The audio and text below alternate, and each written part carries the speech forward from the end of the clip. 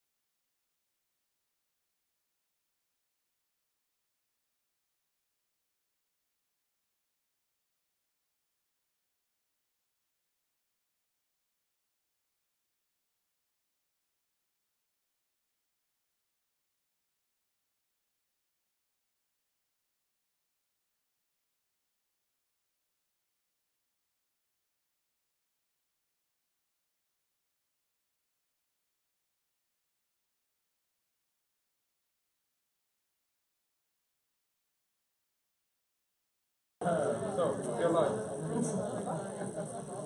Cool. Thank you.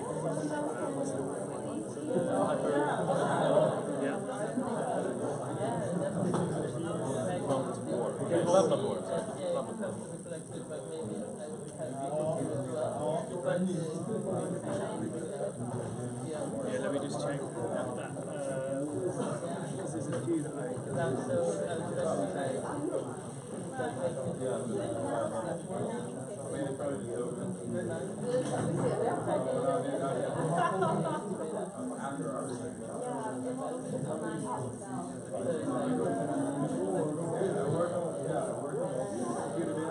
yeah, just these two nice ones.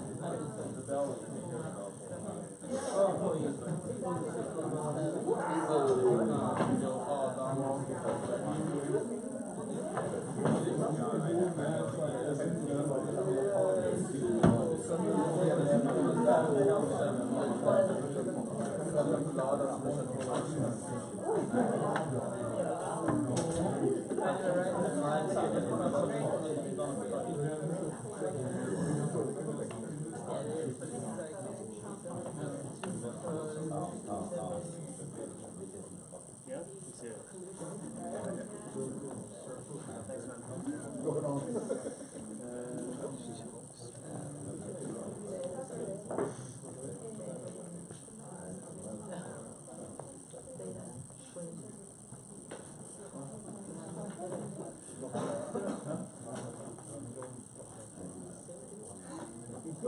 Thanks, man.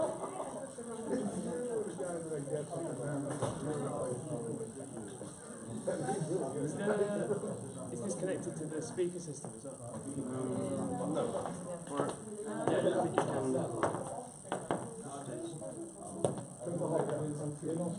Show you a little intro to you now? Yeah, just one of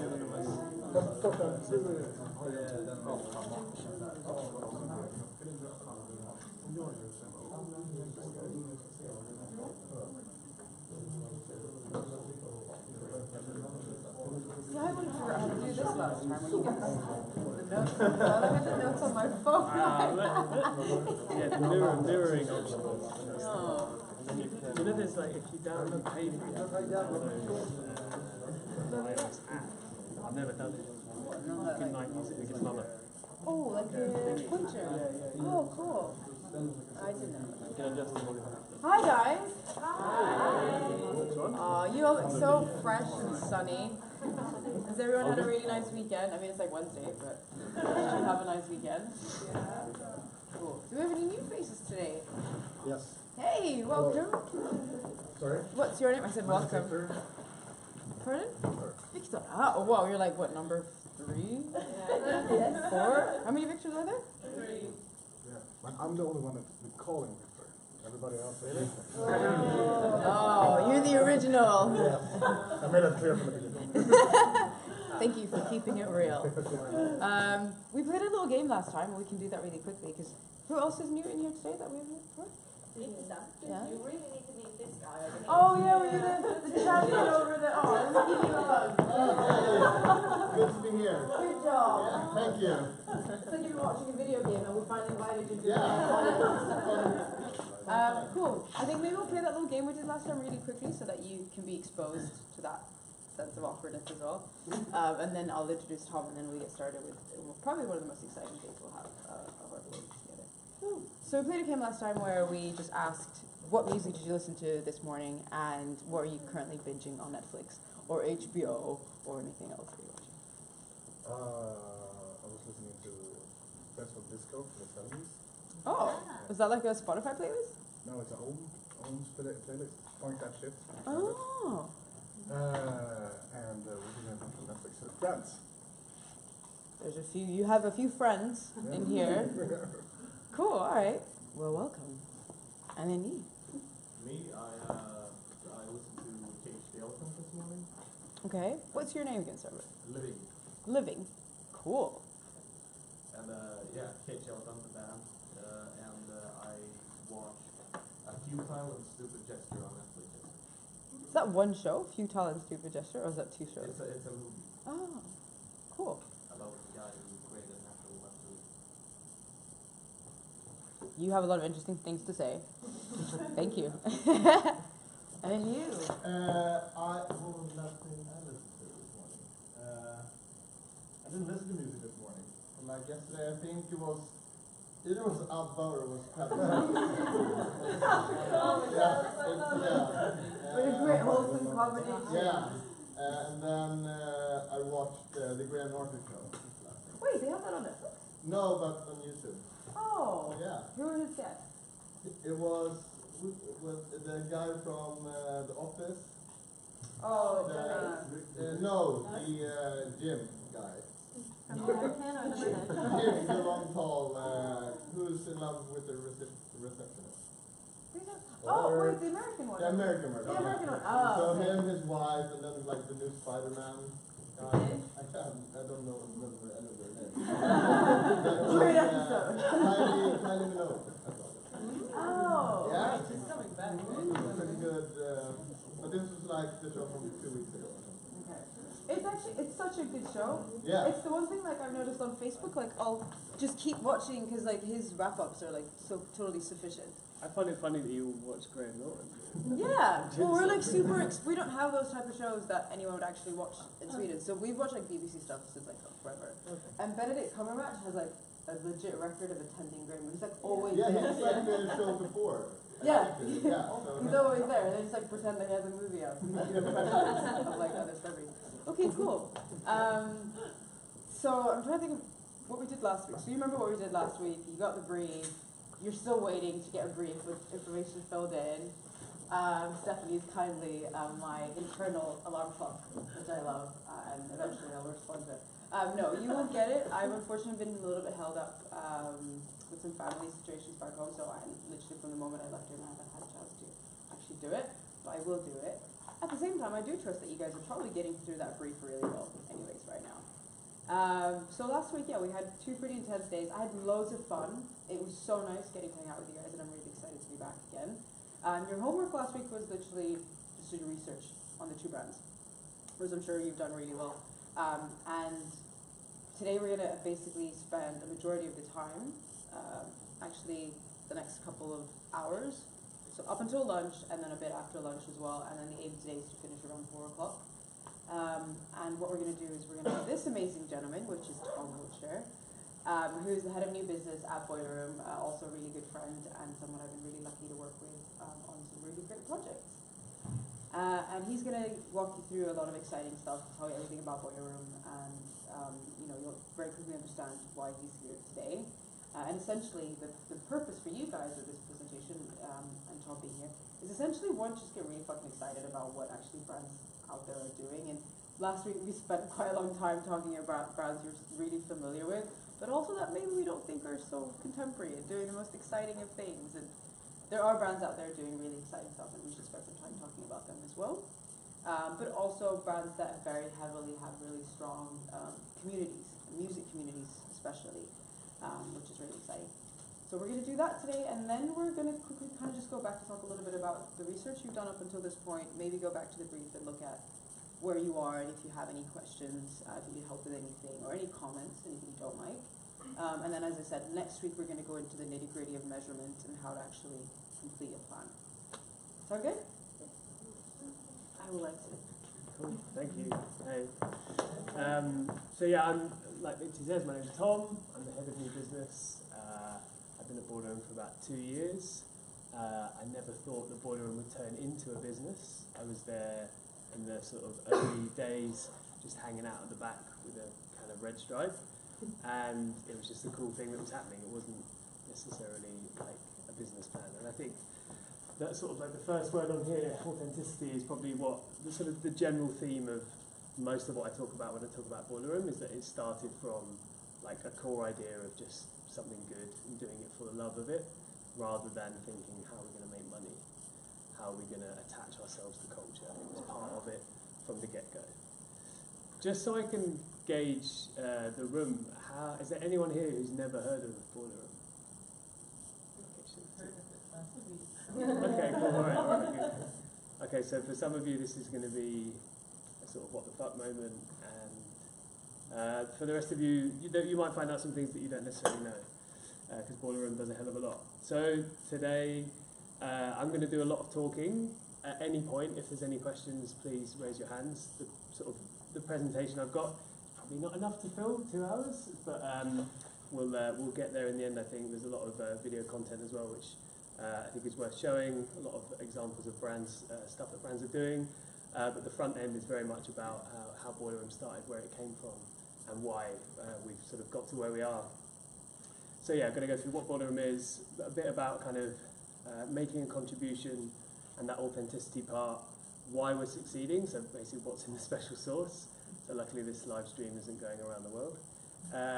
And then a few lessons from what we've learned over the last sort of 7 years, coming into our 8th year now, about to have our 8th birthday, from reinventing music TV. And then there'll be a break in the middle as well, where I'm going to show a short documentary that we've made, but everyone can leave and get drinks, obviously. Okay, so this will play, and then there'll be a sort of good flavour for what Boiler Room is, but then I'll sort of spend a lot of time talking about it.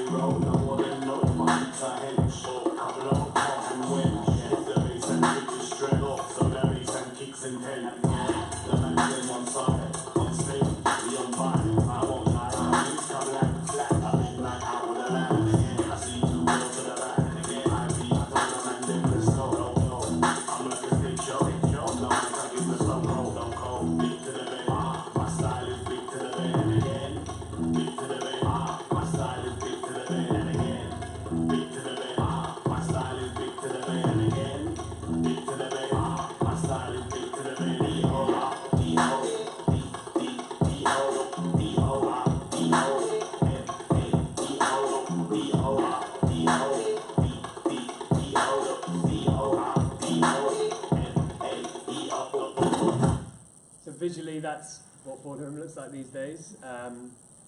For those that are unfamiliar with Boiler Room and its core outputs, effectively we pioneered music video for the DJ. It was the core of the business was live streaming events, giving a keyhole into emerging scenes that just happened to be on our doorstep in London 8 years ago. And as we've grown, we've sort of developed into a more rounded music television offering. this is where Boiler Room started. So it was a pretty crappy, shit-filled warehouse space in Hackney, which is now Tesco's.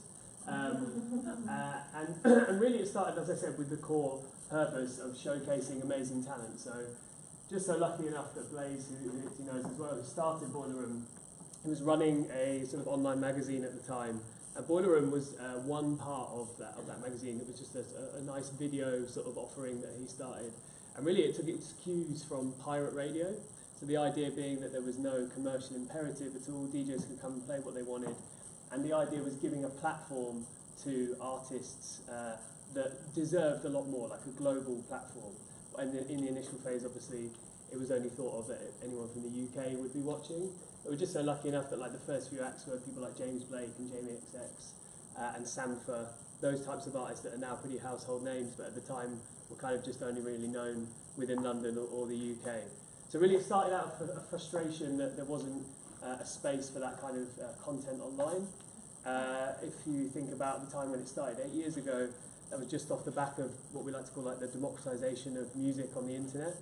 Things like Napster coming up and really sort of taking away the underground or the slightly more cerebral, on the fringes offerings of channels like MTV, who would late night push a lot of interesting stuff, and then they started gravitating towards their sort of short roster of artists that they knew were going to deliver the numbers and deliver advertising revenue for them. So they made a sort of business decision to gravitate towards that more mainstream offering, and got away with and did away with things like 120 minutes, which if any of you don't know, was an amazing program that I watched a hell of a lot of when I was a kid, just at home smoking weed basically. But it was an incredible show, and like opened up my eyes to a lot of things. People like Aphex Twin, etc. used to have their videos constantly on there. But basically what happened is all these different scenes spread around the internet.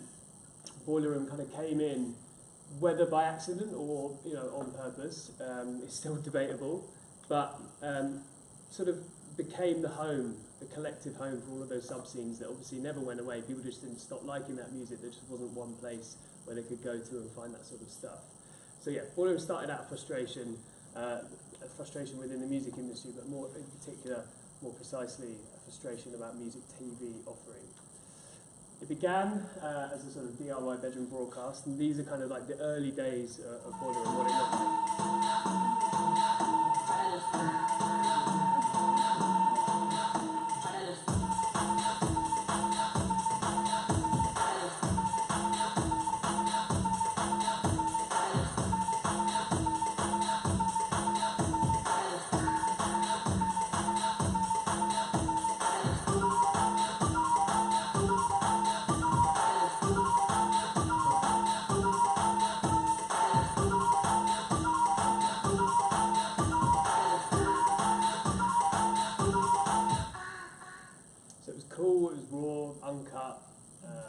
Super interesting, very hypey, very London scene at the time. But as I say, it wasn't ever really kind of like moving in towards being a business in any way. Sorry, yeah, go. What exactly, which year was this? Because I'm sort of thinking it reminds me a lot of like the Tiny Desk concert, led Logotech, sort of indie scene kind of playing, also like in people's bedrooms and in karaoke bars. Just like the same time, like 2003, 2005? No, a lot later, 8 years ago, 2010. The only people really doing anything like us at the time were Don Yoon, who's a sort of Japanese broadcaster, and their format is very much like a camera in front of the decks, and it's all about just the DJ and their hands and what they're doing. Our thing, as it grew, was more about sort of voyeurism in a way, and looking at less at the DJ and the performer and more the crowd and the vibe and the atmosphere. And we sort of captured this sort of movement of the generation. It just happened at the time, whether we were a part of that and a catalyst for it or not, who knows. Possibly we were, but think about it, it's crazy that when I was a kid, guitar music was what everyone wanted. Like, I was obsessed with playing guitar, I really wanted to be in a band, lots of kids were the same. Nowadays it's more, I want to get a set of decks, I want to learn how to DJ, I want to be that big star in front of the crowd. And it was just a big sort of like catalyst at the time that electronic music was just happened to be the most exciting thing that was going on. And it was on our doorstep, and as we've moved around the world, we've done different scenes, and I'll come on to everything that kind of Boiler Room covers in a minute. But at the time, DJ culture and partying and everything with not having a global platform, wasn't getting filmed in any way.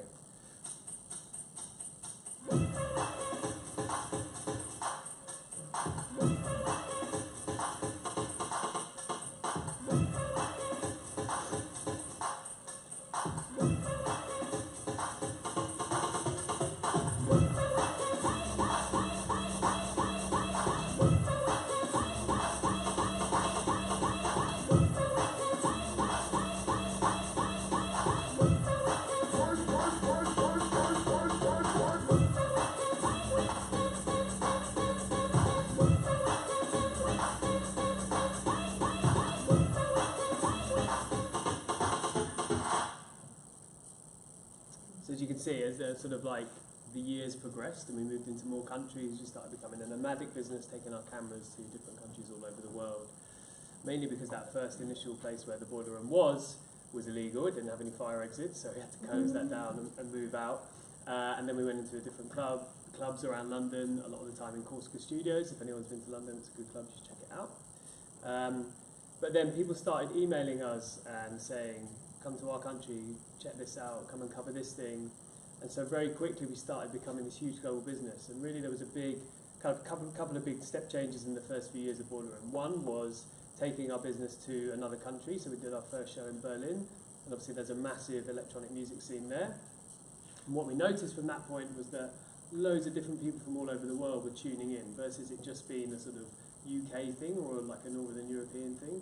People from Japan were tuning in, people from all over the place were tuning in. So that was a big change for us in terms of how we could, like how we saw the business could potentially grow, and how you could do it from a very, very small staff size. But always sort of, you know, with the core idea of just showcasing new things and doing as much as possible.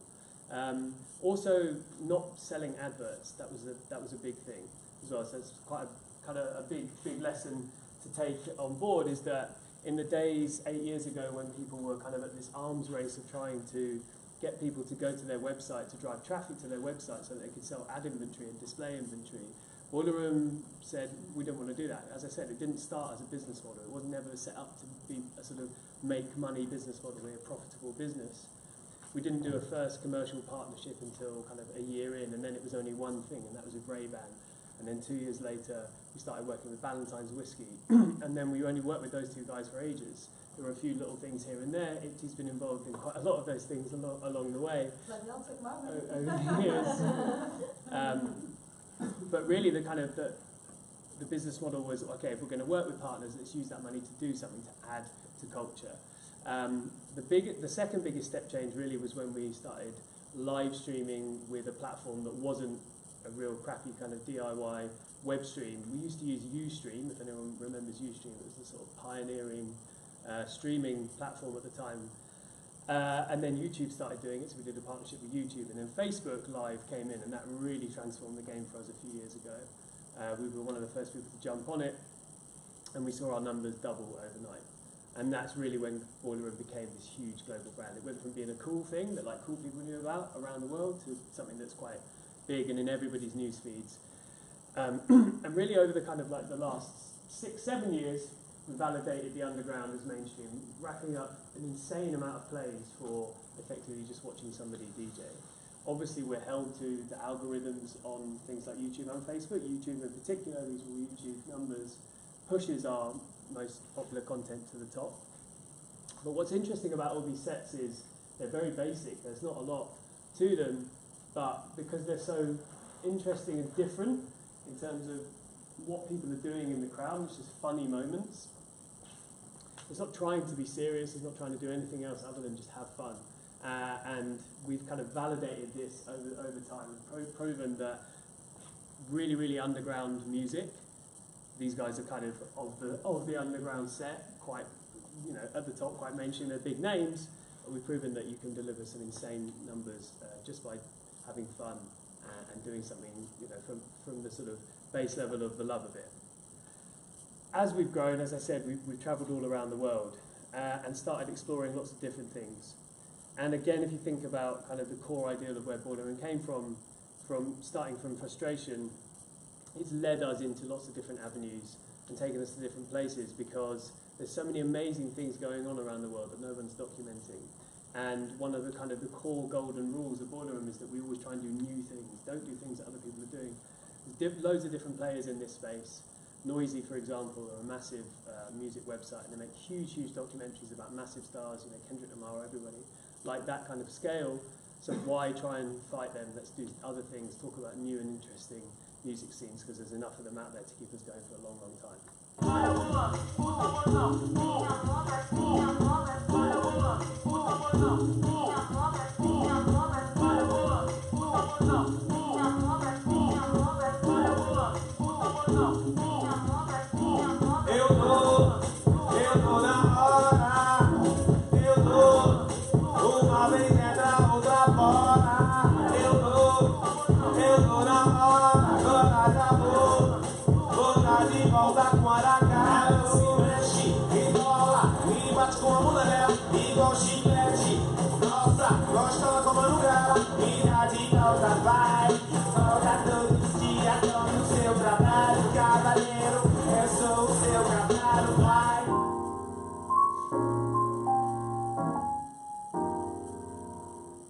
This next slide's quite businessy, but it's worth seeing anyway.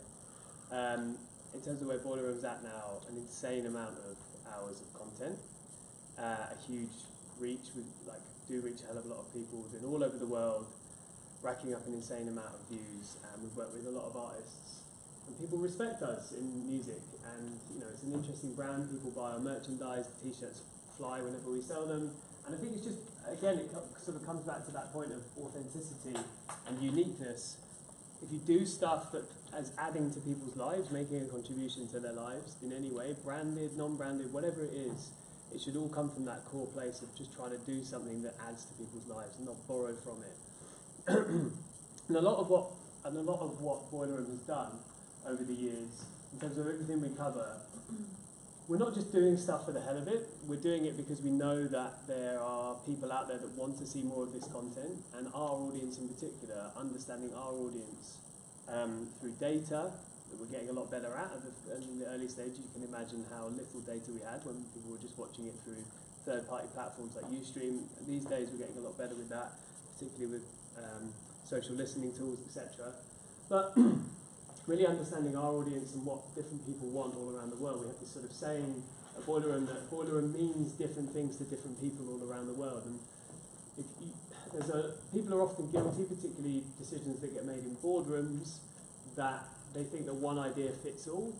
A core idea at the core of it will fit a lot of different people, but it needs to be tweaked and tailored for different audiences for sure, and that's something we're very, very mindful of on Boiler Room. So it's about showcasing as much as possible, but making sure that it's tailored to different audiences globally. Physically, when we go there and do an event, but also online, because obviously that's where we drive our mass scale. And also branching out and not just offering one thing. Live performance video is cool, and people still love it, and it gets watched. However, it will have a lifespan, and people will get bored of it. And a lot of other people in the music space also trying to do similar things. So we've started expanding. We've been doing this for many years. Awful Records, which is Abra's label that she's signed to, if you know her. We did a documentary on those guys, I think in 2014.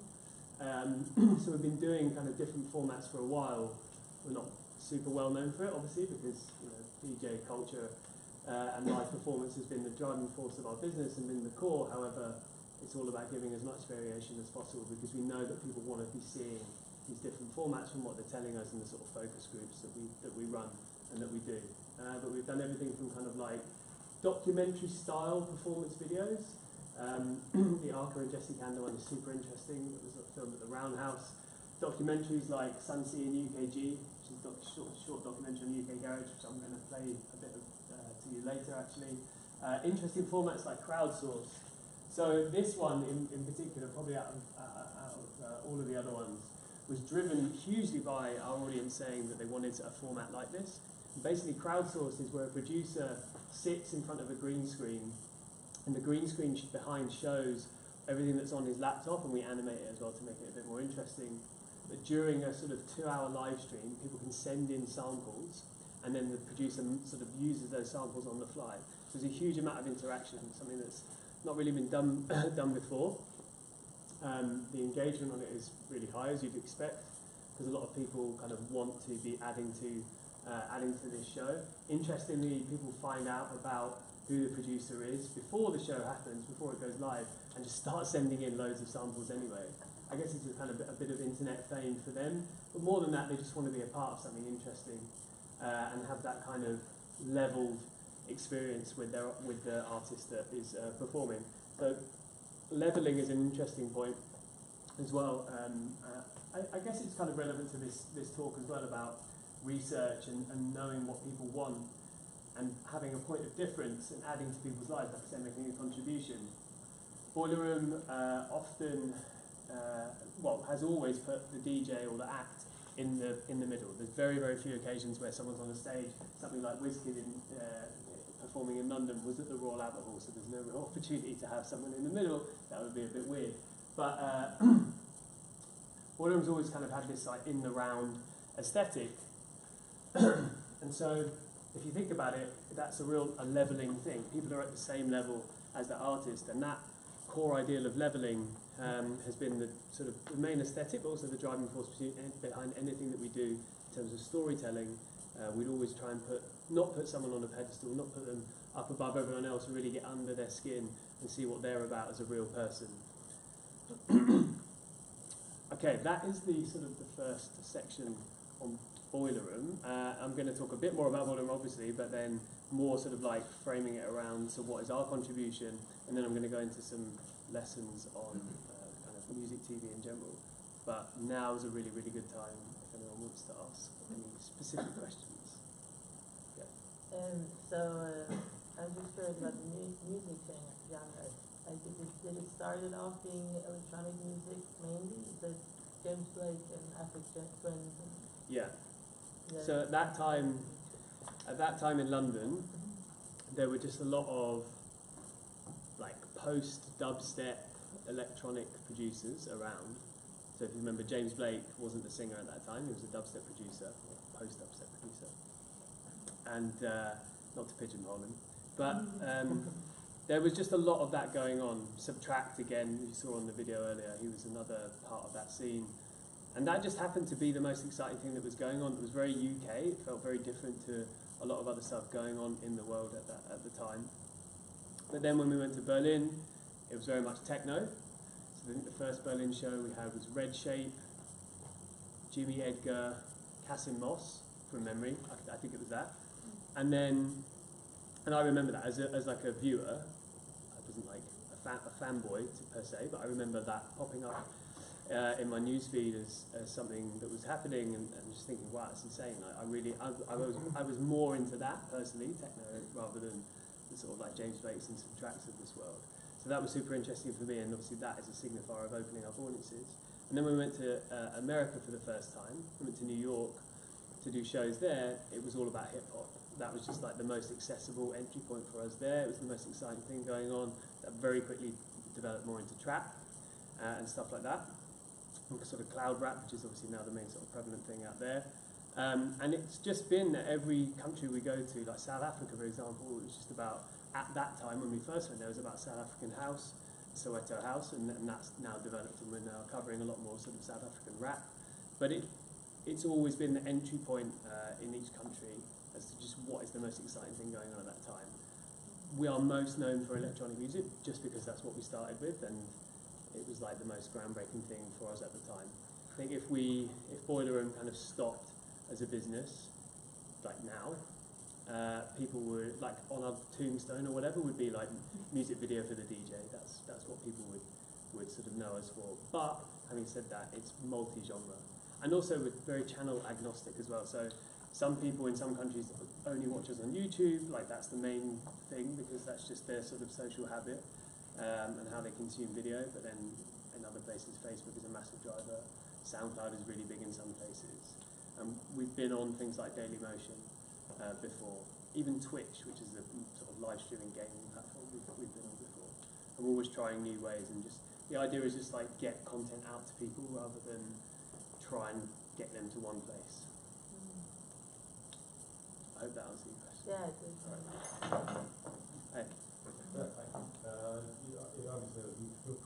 around the world in 150 cities. Do you have a lot of freelance partners, or how do you set up the sets? No, that's an interesting question, yeah. So most of the employees that we have are full-time because we're doing so much all the time. Having said that, when I first started, which was 2 years ago, there were about 30 people in the UK, about 10 in New York, less than that in Berlin. And then they did use a lot of freelancers to help them. That culture in other countries that aren't the UK is still there.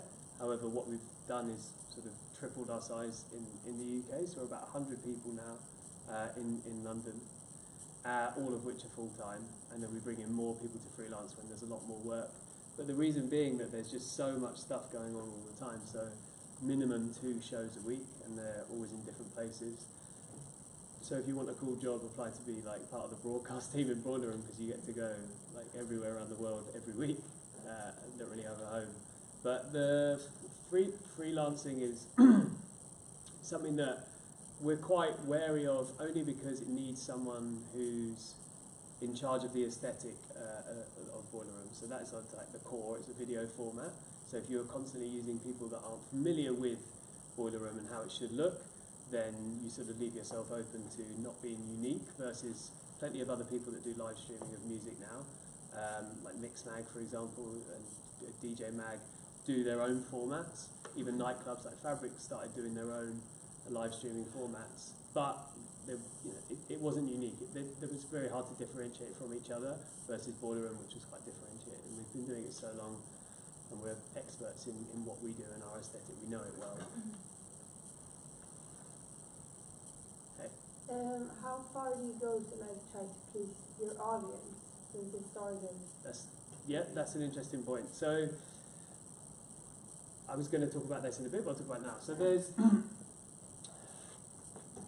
when Boiler Room first started, it was just doing stuff for the hell of it, like I said, and trying to build something and just make as much video content as possible and have as many things. It was very regular, very regimented. It was always on a Tuesday night, 7 till 11 p.m, and the thing was the same, which was cool and exciting. As it grew, we started becoming victims of opportunity. So people would say, come here to cover this, come here, cover this, and there would always be something falling in our lap, like every week, and we would never have a plan at all.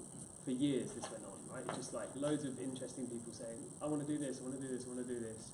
And then we had our curators, who were like the driving force of the sort of the sound or genres or whatever you want to call it, of Boiler Room, who are also doing their own research, and it's their passions that are driving like the sort of narrative of Boiler Room and what we cover, etc. But all the time deviating off that course, because new ideas were coming in, new opportunities, like massive stars or whatever. Like Drake gives you a call, like obviously you're going to run towards that. To be fair, we'd probably still do that, but like there's just like loads of examples of putting loads of resource into something that seemed like a good opportunity, but actually we probably should have stayed on the course. However, about 2 years ago, so roughly around the time when I joined, wasn't because of me, but we started looking at what our core, like understanding your audience a lot better, right? So we've grown up a lot as a business. Understanding the core of your audience, so kind of 50% or more of your content and output constantly, really should be talking to the core of your audience. But having said that, there's a sort of top and a bottom of a diamond, where you're pushing people into like interesting things that are outside of the core, but that are really big, like working with Drake, for example, working with ASAP Rocky or whatever, which is like going to take up a lot of resource. From a Boiler Room point of view, isn't core Boiler Room, because core Boiler Room is like slightly nerdier, cooler, left of centre stuff, not as mainstream as someone like Drake, but it's still in our world.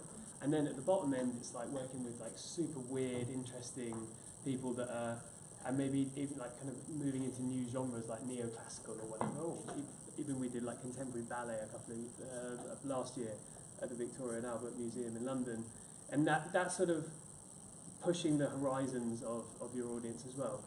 And if it works, it means you can do more of that stuff, and that then gets gravitated into the core. But to answer your question, it's about understanding what your core audience likes and trying to grow that core as much as possible. Don't lose the core, because if you lose that, you've got nothing.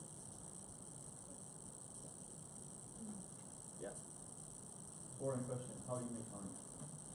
We make money through brand partnerships. 95, maybe more percent of the money we make is through brand partnerships. So Ipti and I have done a couple over the years. She was at Google, and before that Ipti did some stuff before my time when she was working with Adidas. But yeah, we do co-branded partnerships, so both Boiler Room and the brand. So I'll give you an example. We work with Budweiser. Those guys came to us a couple of years ago and said, we do a lot of EDM. They do like Tomorrowland and a lot of big festivals that they sponsor like that, but that's really, really mass scale, and there's not a lot of like brand engagement. It's just a badging exercise for them. So they said, how can we engage like a younger audience and make a real difference, like add to their lives? And we formed the narrative with them around, okay, you're in all these different cities all over the world. You have lots of relationships with bars in those cities. So how about showcasing on and being proud of the music talent that's from those places? So we came up with this concept of What's Brewing. It's quite a cheesy title for working with a beer brand, but it worked. And we went all around the world with those guys, literally doing that. So like showcasing, like Philadelphia, working with Jazzy Jeff, for example, is amazing artist from there. And lots of like other examples like that. And the sort of the payoff for the brand is it's not a badging exercise. It's not like Boiler Room in association with Budweiser or whatever, like a standard ad or sponsorship model. It's very much like Boiler Room and Budweiser doing this new intellectual property together, which is What's Brewing. And we've had great successes over the years with people like Ray-Ban, Ballantine's, all of which have their own kind of owned IP that is a sort of force in itself above and beyond Boiler Room. You know, it has its own identity, it has its own design. That's how we make money. Yeah, it's really I think interesting. I was first thinking. Okay. So it's no question to this one. Okay. Was Budweiser, they were working with IBM, or how's that? Or I don't get that. So they do a lot of, I mean, they're a massive brand. And like, look, as I was saying, Budweiser, Boiler Room means a lot of different things to a lot of different people all around the world. So Budweiser as a brand is very different to a lot of people all around the world. So the big brand like that, there's an opportunity to push them into a different space. They were doing a lot of EDM music already, like big Tomorrowland style, you know, Okay, like that. DJ at the front, like about 100,000 people in front of them, that kind of thing. So supporting the festivals that contained it. They were doing a Yeah. lot of that, supporting Yeah. festivals, and we said to them, you need to do something that's got a lot more deeper audience engagement. There's a sort of brand in hand type thing at those type events, where literally there's like a physical connection with your brand because there's 500 people there or whatever.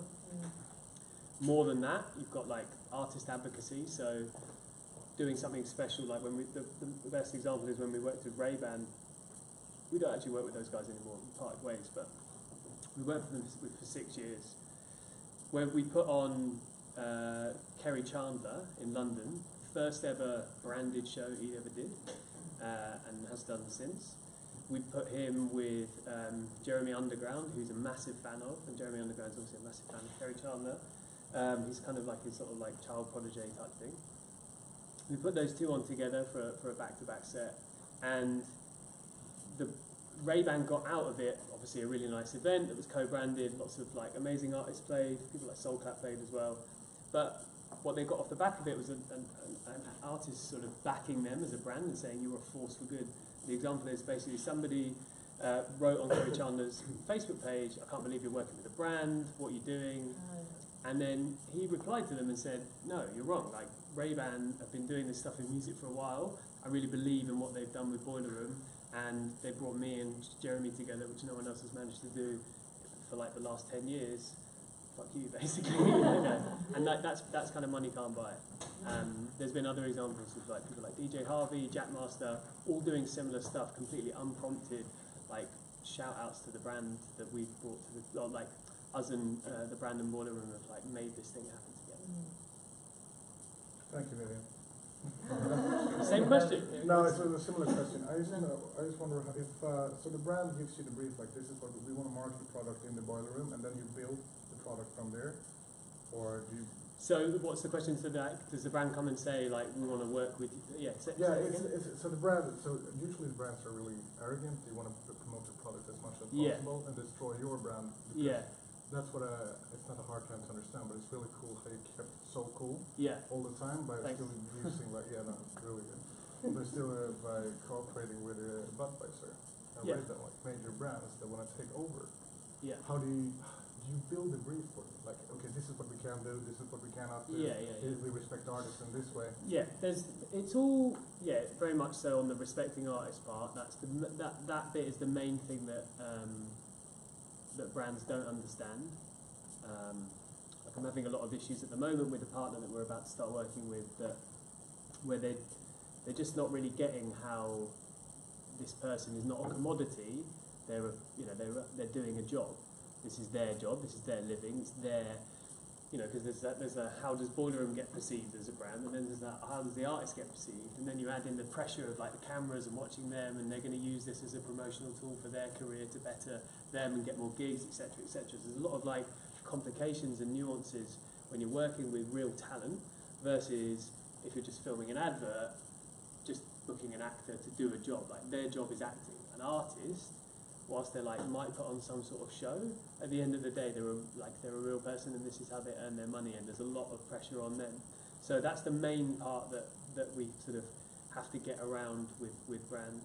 But then before that comes the whole argument of this is the way you should work in music. And as I said, it comes back to it, and sort of get onto it in a minute. It's like, what's the contribution? What are you giving to people? How are you going to make a difference? How are you going to make them take note and not see? Because like we're all savvy. Young people know that adverts are adverts, and like even if it's the coolest advert in the world, it's still an advert. You don't think, oh great, that added to my life. Other than, well, that's how you make a good advert. You're not giving something real back. You're not really like giving something that will last in the memory for a long time. And so that's the piece where we get to. So with people like Budweiser, so the thing with Budweiser, just to use that example, changed, and after What's Brewing, which ended, they came up with this idea of BudX, which is basically like a Red Bull Music Academy style mixture of forums and talks and learnings and lessons that rolls into sort of parties or events in the evening, and they've done 3 of them this year, and we're going to do about 10 next year, I think. And with that changing, we had to again kind of like, that became quite prescriptive, we want to do this thing, go. It's like, well, hang on, you need to think about what is that thing in the daytime, what's that thing in the nighttime, how are you adding to people's lives? Because if you don't, they're not going to care. They might come and get drunk because it's free beer, have a good time, and they're not going to take anything away with them. Can I just add a comment? Oh, sorry, somebody else had a question. I was just wondering, like, to find these partnerships, like, do you actively look for them, or do they always come to you? It's a real mixture. Okay. Yeah, that's kind of my job, to steer that team to be talking to as many people as possible. Because the other thing as well is like, a lot of people would say, and I guess it's kind of maybe what your point was about as well, it's like, how do you identify which brands are going to work for you? Like, if you look at Ballantine's whiskey, I don't know if they sell it here in Sweden, it's owned by Pernod Ricard. It was just basically an old man whiskey brand, like, that had no real identity with, or any sort of relevance for young people at all. And so it was a long process of trying to transform the brand, working with Publicis, Saatchi, who are their agency in London, working on a sort of global program of events and content and rebranding, effective repositioning. And I'll show you some results in a bit, but really transform their business, and like it's super relevant for young people all around the world, where in the markets where they sell it, places like South Africa, Mexico, Brazil, big markets for them as a brand, and it's now a cool brand, and people want to drink it. Do you have an example of, because I think that was like a really interesting question in regards to like, from an authenticity point of view, Yeah. especially dealing with a news team, you've been around for so long, and you've managed to maintain a certain level of like credibility. How do you, well, 2 things. One, I'd love to hear an example of where you were like, fuck, we should not have done that. That was like not where we would have wanted to go, and we kind of don't want that to be out there. And 2, maybe you can actually start answering this. Like, how do you strike that balance? Like, how do you actually deal? I mean, I can speak to how we do, but it's a bit different. But if you take an example of a brand where you're like, this is a great business opportunity, but from an entertainment point of view, or from the direction that you guys are trying to go, how do you, just like you were saying, how do you find that good middle where it serves your purposes in the best way and then it serves the brand?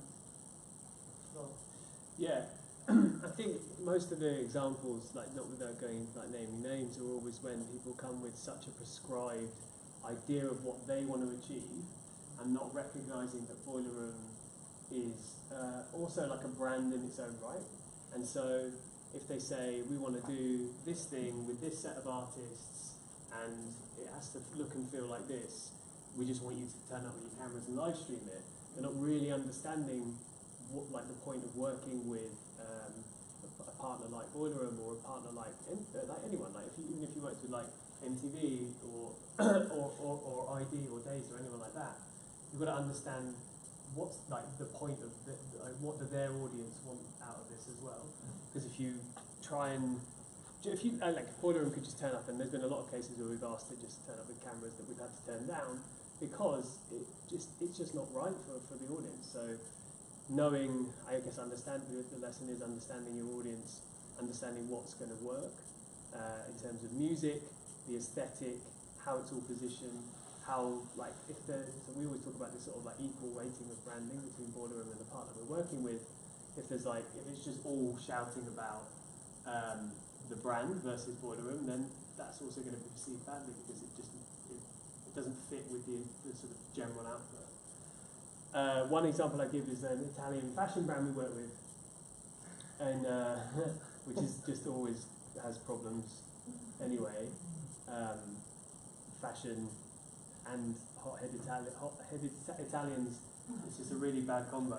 But but basically ignored, or just like chose to ignore the bit in everything that we were doing that said this is a co-branded event with Boiler Room. You know, we're not doing this for you. That's just a white label thing. Artists wouldn't turn up anyway, or certainly wouldn't want to do a contract where they weren't getting a sort of a promotional tool on Boiler Room, and Boiler Room wouldn't just put on a show for you and turn up with cameras. And like it took a long time, months and months and months, to get them round to the idea that tapping into Boiler Room's huge audience, the only way to do that is to make sure that it works for them as well. So there's a sort of, one of the lessons I've got later on in the presentation is about work with experts, so like trust in people that have expertise. I don't know if anyone's ever like done anything. I've been trying to like do up my house for like 3 years, and you think, just to use this as an analogy, you think you can do it all yourself, like little jobs, and then you start chipping away and a bit of plaster falls out, and you know, it's just like a nightmare. And then what you realise is it's better to save up the money to pay an expert to do it, because they have spent time in that and they know what they're doing and they can spot the faults because they understand how it works. And it's the same with anything in terms of advertising and working with other brands and other publishers and doing partnerships. Trust in the people you're working with. If you don't trust them, then why are you working with them in the first place? I think, sorry, just another really interesting point on that is, like in general, there's a lot to be considered in regards to dynamics between positioning a brand versus agency setting. You know, brands will have certain objectives, like we talked about, things they really need to hit that are super important to them, and then because they go to an agency, they're like, okay, well, this is what we really need to do, and the agency's like, okay, cool, we're going to try to come back with how we can do this, how we can bring it to the objective we've got on the table. In the middle of all of that, there's always this really intense battle of egos. And there'll be people wanting one thing over here, there'll be people wanting another thing over here, and it's this ongoing challenge, and so much of that job is how do you manage people, and how do you manage dynamics, and how do you sometimes, if you're on the agency side and you're dealing with a brand, how do you bring them in to the, like, not to the fold, but into your way of thinking. And it's more about how do you carry someone comfortably through a process, helping them understand you are going to get exactly what you want to get, or even better than what you think you're going to get, but you need to trust me. And just like building those tools of trust can be really difficult, because a lot of the really big brands, for instance, that Tom's mentioning, like we talked about last time, you got people that are a certain demographic, they have no understanding or no relation to the thing they've been told is cool, go stimulate cool. but they don't understand what they're trying to do, they just understand what they need to achieve. And I think something that's really interesting to learn is because this can become, if you ever want to work in these environments, that's not going to be 80% of your job. You think you'd spend most of your time coming up with really cool ideas, but if you have enough smart people, the cool ideas come pretty quickly. The biggest chunk and the most painful chunk sometimes is managing people and managing people's expectations. And I think that is something that you guys, you spent quite a lot of time. Yeah, there is a lot of that. Luckily there are some good people like Itzy that do know how to like navigate internal politics and stuff, and also do trust in other people's expertise. And I think that's super important. If you find those people, and work with them as much as you can, because they're great. Okay, cool. So, what's the contribution of Boiler Room? I'm just going to show a video, which sort of. Oh, hey, no, why not working? Sorry, give me 2 seconds. I don't want to spoil the surprise.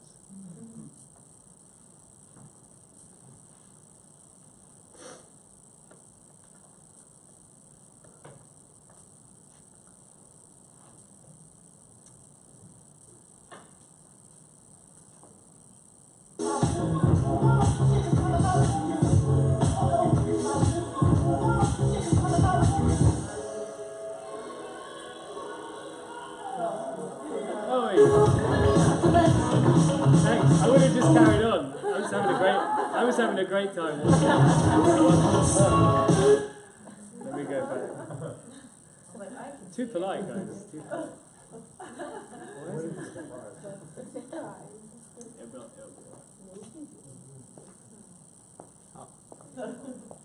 Oh shit, it's because I put the thing on.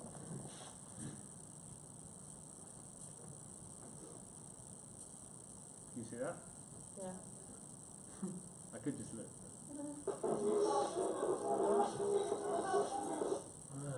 Take the sound out for this one. No. I have to change the, yeah.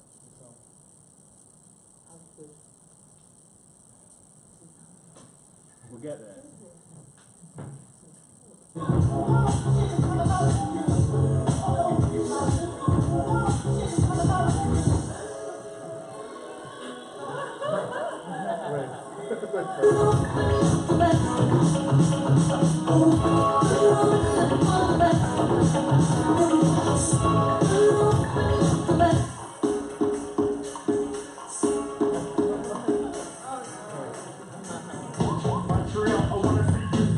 Montreal, I wanna see you stack. Montreal, I wanna see you stack.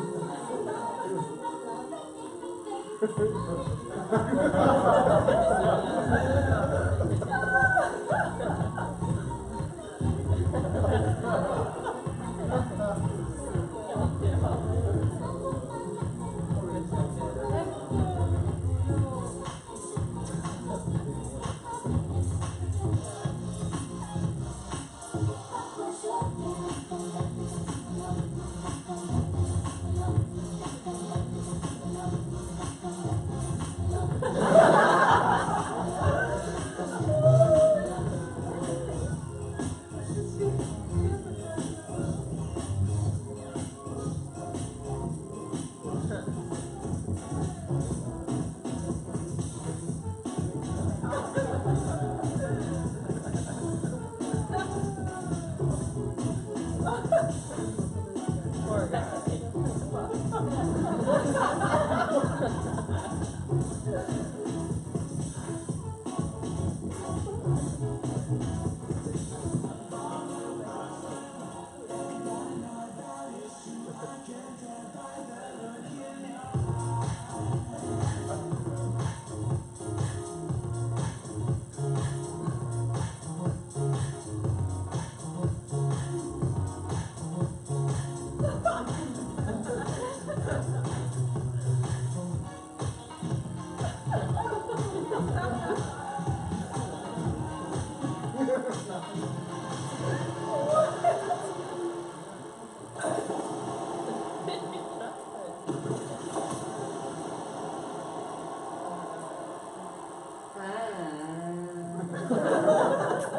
She's like one of the most interesting people I've ever seen in my life.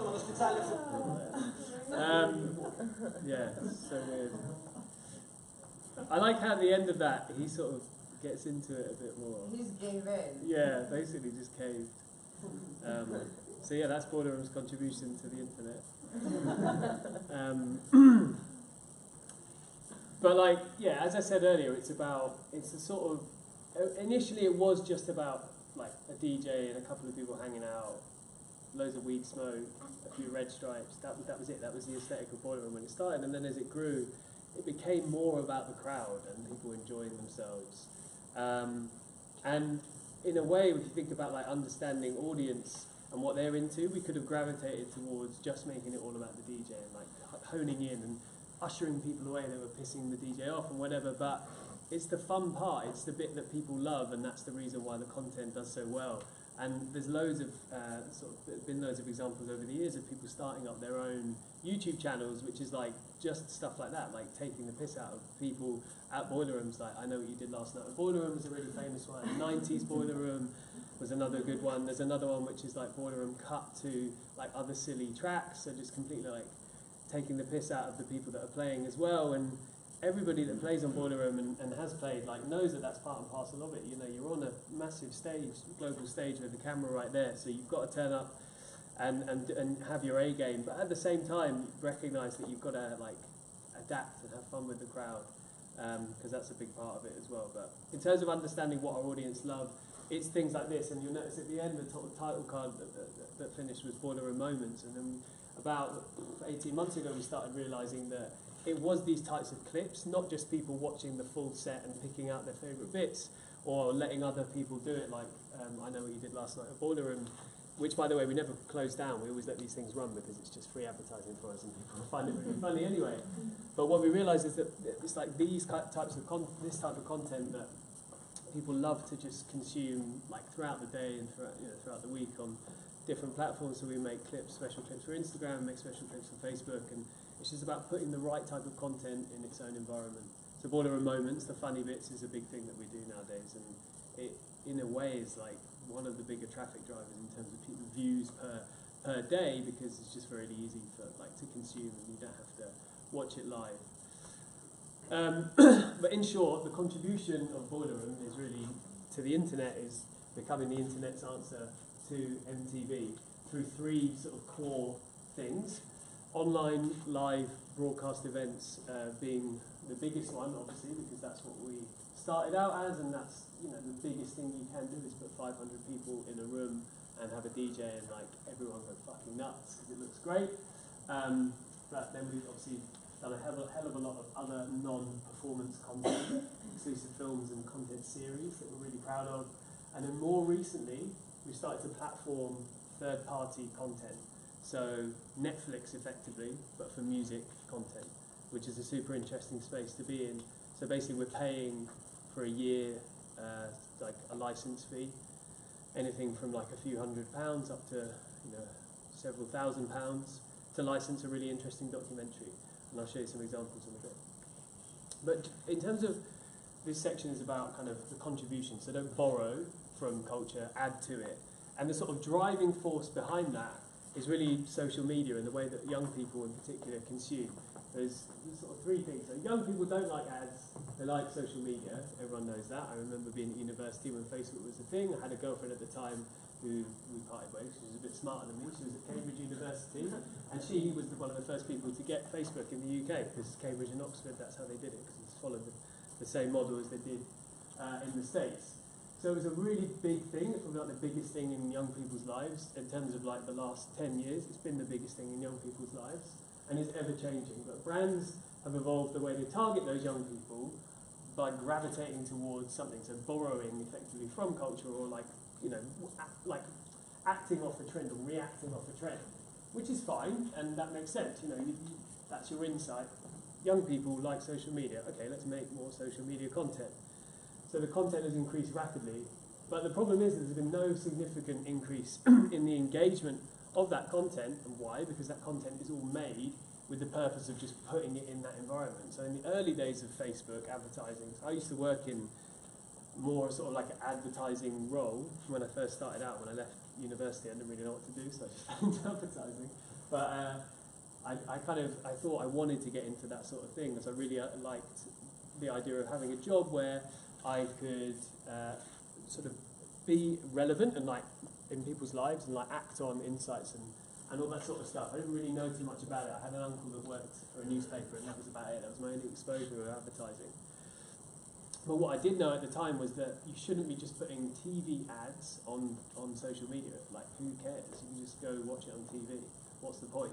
Just because people also use Facebook doesn't mean they're not watching TV.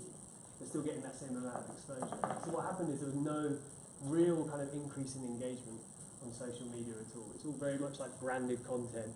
And also, you know, the way that the algorithms worked in the early days, brands could just post stuff and it would get some organic pickup or whatever. It would just, they'd be like acting like your friend in the newsfeed, but they weren't. As it's developed, it's very obvious that it's a piece of branded content because it's interrupting your sort of daily consumption of social media. So brands pumping a shitload of money into social media advertising, but really that content hasn't gone down well with young people, particularly like Gen Z, so anyone from like the age of 20 and down, are really kind of moving away from Facebook. I hate Facebook anyway. I find it really annoying, and I can never keep up with it, so it just like annoys me. But things like Instagram are much, much better. Obviously owned by Facebook, but it's much better because it's a lot cleaner environment, and the branded stuff, whilst it is coming in a big way on that platform, it doesn't interrupt the flow as much as all the others. And Facebook are really, I think, kind of milking the platform, the platform, for as much as they can in terms of money and spend, because people in boardrooms that are of a different demographic to the people they're trying to target don't necessarily understand that it's not adding to people's lives in any way. Boiler Room, however, as I said, it started from this core idea of just adding to people's lives. Giving artists a platform was one part of it, but also just giving people this amazing stuff, this amazing content. So we optimised the kind of the live stream model with that express purpose of driving positive engagement. And as I said, we've learned the lessons of that engagement and understood what new formats we can do and how we can tweak things to make it better.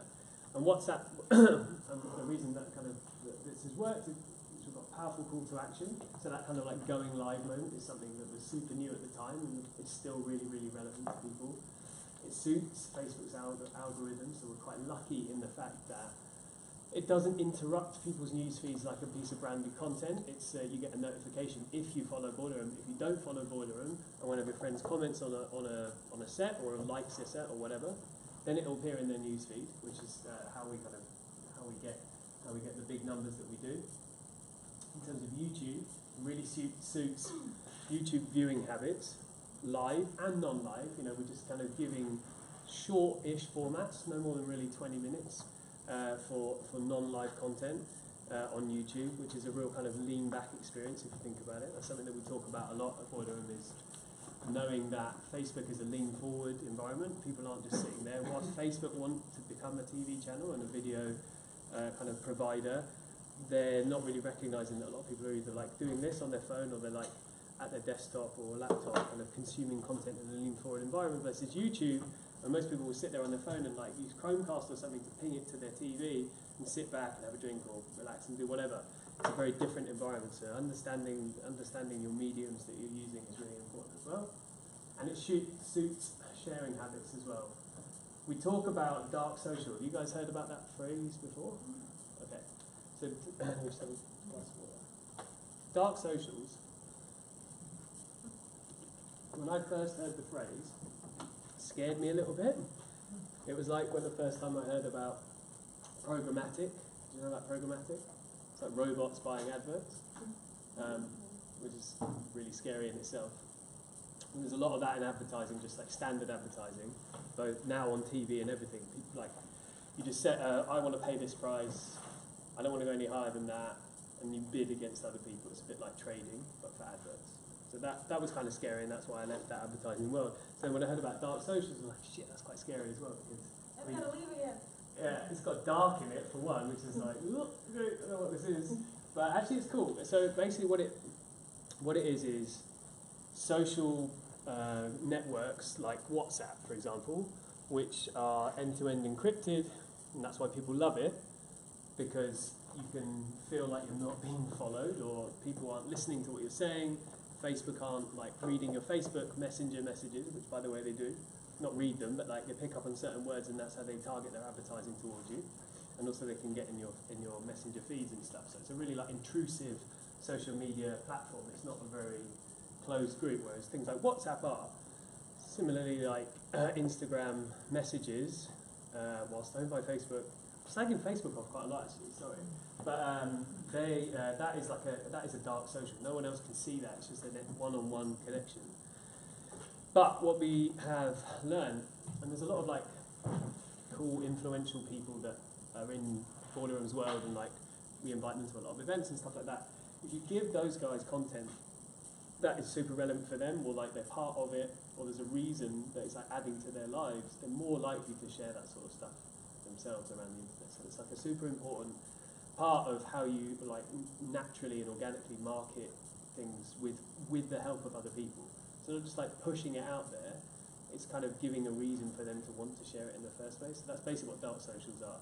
There's a lot of talk about it in advertising and media agencies of like, how do we get into dark socials? But the way that those types of setups want to get into it is paying like an influencer who's got 7,000 followers money to then share it with their followers, which is a very different thing. True understanding of dark socials and why I think those types of offerings with influencers and stuff won't work and won't pay off for the brand rather, is because they're not doing it in a natural way. It's like it's still an interaction. There's still very much a transaction between that, and I think smart young people see through that. So in essence, Boiler Room is about not trying to outsmart smart people. If you think about young people today are really, really savvy. Everybody has grown up with social media pretty much. Everybody has grown up with a smartphone pretty much. Everybody is connected to the internet. Boiler Room is an internet-born company. Therefore, we'd be doing ourselves a massive disservice if we didn't understand the sort of young people that are internet-born as well. And so being sort of authentic and doing things in a non-transactional way is really transparent, but in a good way. This type of paying people that I spoke on with influencers is very transparent in a bad way because people see straight through it. So the live stream. Oh yeah, go for it. Yeah. First of all, are you going to share this keynote after? I can. Yeah, I can do it. That would be great. And second of all, I don't know if we maybe need a break. Yeah.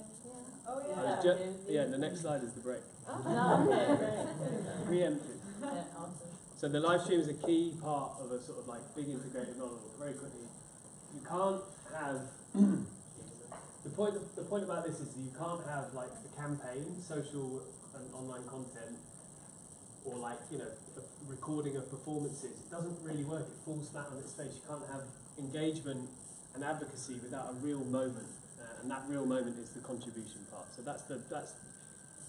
I think the lessons you could take from that are if you just add to people's lives, as I've said many times, and you create something real. It doesn't necessarily have to be an event. That's what Boiler Room do. It doesn't have to be an event. Then you can get a load of stuff off the back of it. But you need that sort of core fundamental idea that can be really scalable up and down. This is my signifier for a break. but also it makes a point about being authentic. Weed culture and weed, it's like synonymous with Boiler Room. There's a lot of weed in Boiler Room. It stinks all the time. But we knew at the time that our audience like would love this. It would do really well. At the time, it was like the best performing share. 33,000. There you go. At the time, that was really big for us. Yeah. But you know, like just not being afraid to post something like that. Obviously, we can get away with that kind of thing, but it's a bit cheeky, but also it's just like really real, you know, like that is a normal photo that anybody on Instagram would post if they had a branded ashtray and a branded lighter, so why not put it on your own channel? I'm going to show the other two parts, I'm just going to show some videos, so I'm going to play this in the break, but don't feel, man, why aren't my things working? We can watch it when they come back from the break, I'm sure they all want to be able to. Yeah? Okay. Yeah, let's do 10 minutes? Alright.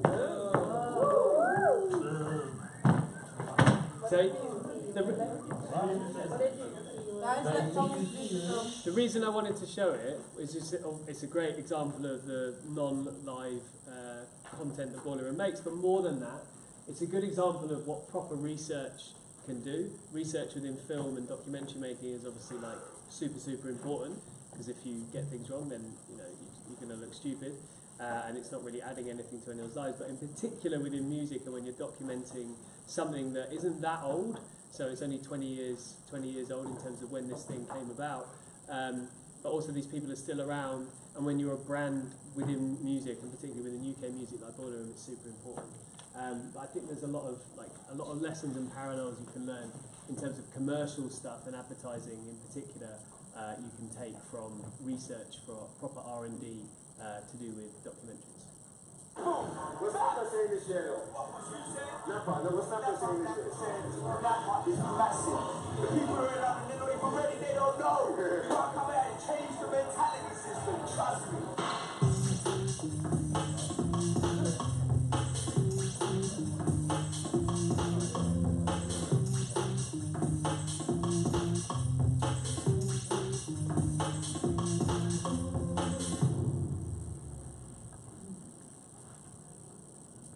First you get off the plane at Larnaca, you get a cab to Ayia Napa, go straight to a club called Insomnia, go straight to the bar, drink a Zambuca. I remember I could still do the skip scan and screechy and I could still ride my moped home safely. That's how Ayia Napa starts. Come on.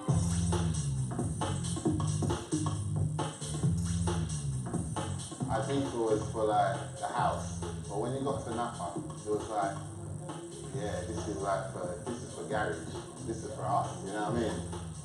Yeah, it was very sexy, very lavish, very lush, very bougie. It was a place to be, like, if you missed that era, you missed out big time, trust me. That's what I can say about that.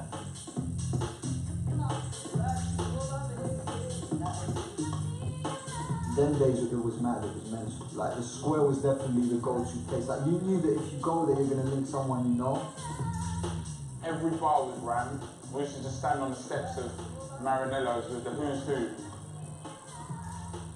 Walking down that hill to the square, and all of a sudden it was a sea of people. It used to be so jam-packed. It was like carnival, you couldn't even move. You used to have to like queue up and walk like this to get through the square. It became urban in the sun, if you like. I've never seen so many of that type of culture, my culture, away together. What is this thing, you know, like, we never saw anything like it. It was amazing to us. We got DJ S, Kiri and Alpesh, they're the ones that made it happen in Napa to start with. Let's not get that twisted.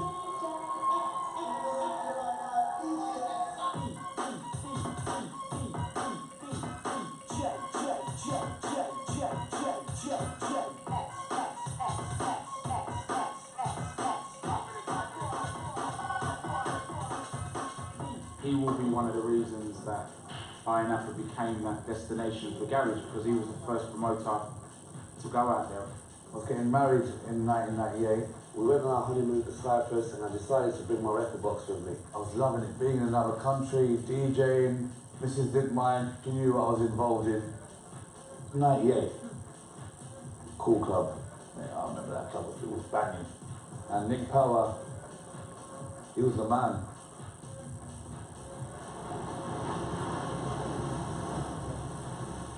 Ayia Napa used to be a fishing village with not very much happening here. A handful of hotels, a few restaurants and bars, and very, very few clubs. So in '95 we took over a club that hadn't worked at all in the 3 years it was open. Opened it up as the Cool Club. We stuck with the music that we knew the best, which was good underground dance music, more sort of on the US side of garage, not garage as it's known now. Nick Power was a legend, being a Cypriot himself. He used to go and do events there, but S done garage and garage was us. There was a approached by Finos and Linos Malas. They were the owners of Pizzazz Club, Black and White Club, very powerful family. Said, look, I know you're here on your honeymoon. I want you to start Pure Silk this Friday. He called me the week before and said, you know, what are you doing next Friday? And then I phoned Creed. Come on, bro. I mean, obviously at this stage it's kind of a risk. We weren't sure whether basically we were going to fit it. We attracted around 900 to 1,000 people. It was the first time that a Gary promotion had gone to Cyprus.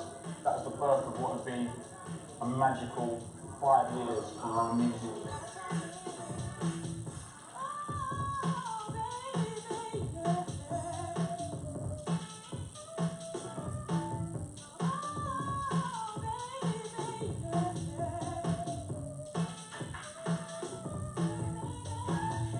'99 was a big year.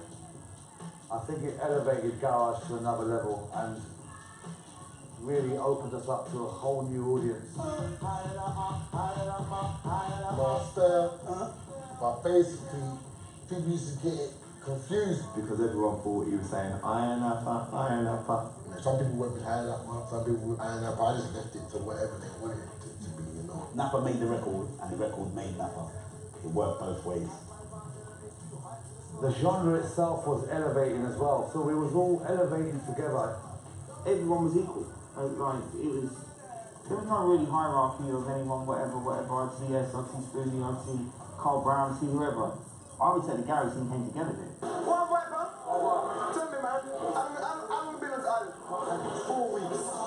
When you get home, man, because I was in Compton the other day, man, and like, they were missing you, Jay. And it just spread like wildfire. Walking round from 97 to 2000, it went from dirt and mostly to pavement, brick. They were earning some dough this city, yeah. Do you really like it? Do you really like it? Where's loving it, loving it, loving it? Where's loving it like it? Do you really like it? Is it wicked? Where's loving it, loving it, loving it? Where's loving it like that? Yeah, Mr. Piper has to be different from the whole rest. What we have here is something very extraordinary. Alright, the moped, me have a new dance when I call the moped. This dance I run iron up parade. Everyone had a moment, everyone. And it kind of made everyone equal. It wasn't like someone turning up in like a Porsche. Everyone was on a ped. This dance I run iron up parade. You know, you drive past a restaurant and you know the specialness is there because you just see, you see the full bikes outside. There was no drinking and driving laws in there. My gosh. Man going up and forth, back and forth. Remember, we sure enough, the curves come out of nowhere. Bam! I swear to God, lie about myself. That was a madness. We made me so much money, they wouldn't let me die. When the man was bruised up, I was dead for hours. I thought I was dead. And they wouldn't let man leave the island. When we first got here, we were staying at the Margarita, a hotel which is right above Pizzazz, 3-star, if you're lucky. This whole upstairs, which is the Margarita Annex, up here you'd have Spoonie, Creed, EZ, Heartless Crew were the tourists up here. It's not really a hotel, it's like a block. Nice rooms, but there's all rubbish. Go to brush my teeth and realise the room is full of ants. By the end of it, we were staying in like a 5-star. Now I'm thinking, I'm like, yeah, like look at me, this is like towels and everything. Vincent James did on that part. And my business card, first card. Thank you so much. The garage man travel business class. Most of the clubs were owned by 2 or 3 operators at the time. Politics were rife because it was only 3 months of trade. So if you're working for Finos and Lenos and you go to one of George's bars because your friend's emceeing there, George will get the security to chuck you out because you're going to be at Finos and Lenos' club and he doesn't want you stealing any of his customers. If I was wearing a Liberty t-shirt and I went into a bar that was owned by a club that I wasn't in, I've got a problem. Yeah. Like, Martin, you've got to leave. We've only like the hierarchies out there. There's this kind of mafioso kind of vibe out there. If you was in with the right people, like the Manaf family, I mean, you could pretty much get away with everything.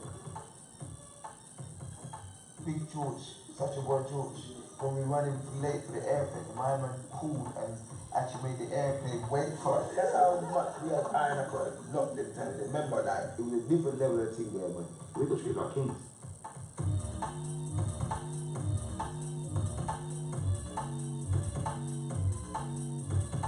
We had the game of football on the beach. I remember MC Kai scored a hat-trick.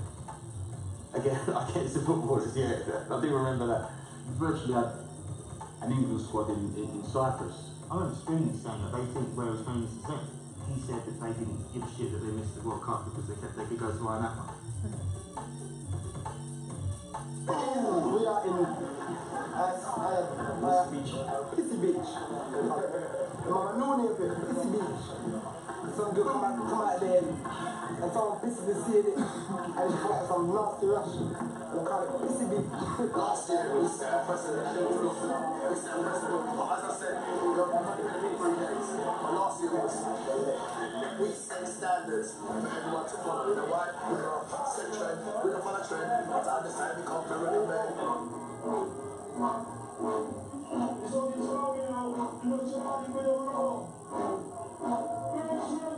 This is my friend the CKP. CKP's a garage MC. He talks in women, he talks in rhyme. That's what he does to earn a dime. He won the awards because he's the best. He had to beat some tough contest. Now I want him to learn a trade. I hope one day to make his grade.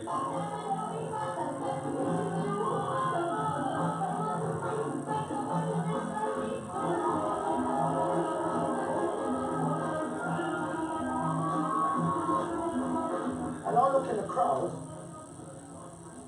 and I'm like, hold on, that's a kid. Everyone started making a big noise like, this little kid, 11 years old, but he's here raving in Iron Apple. It's not unheard of. We wouldn't see that in England. Look, stop the music, bro. Stop it. Stop it. Because you know what? I want you to give us some props. Major props.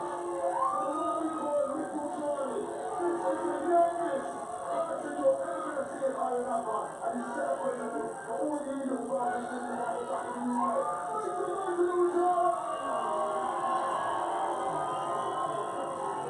And on that night is where we named him, our mascot, the specialist mascot, Little Charlie. So that's where Little Charlie was born.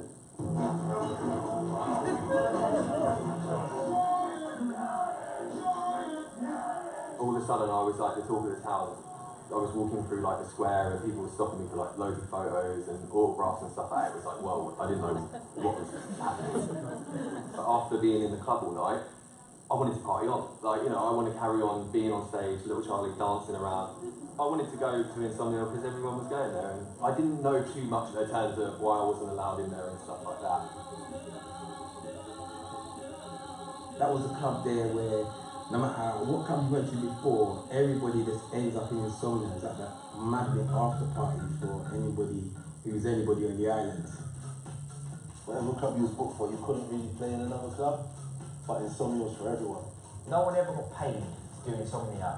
But everyone would go there. Who?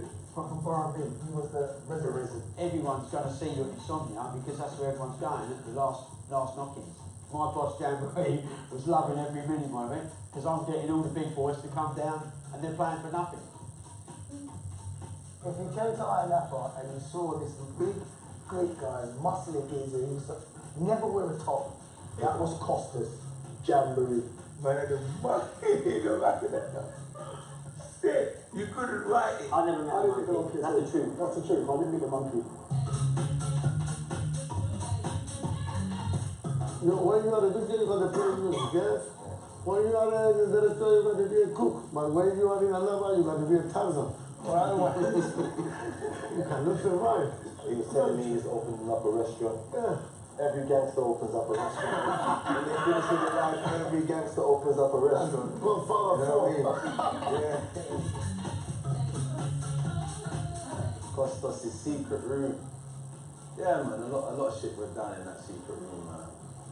Who told you about the secret room? Never went in that room. Yeah? Didn't even know. Who told you that? I'm always so well with you. Okay, I'll tell you about the secret room. It's meant to be secret, blood.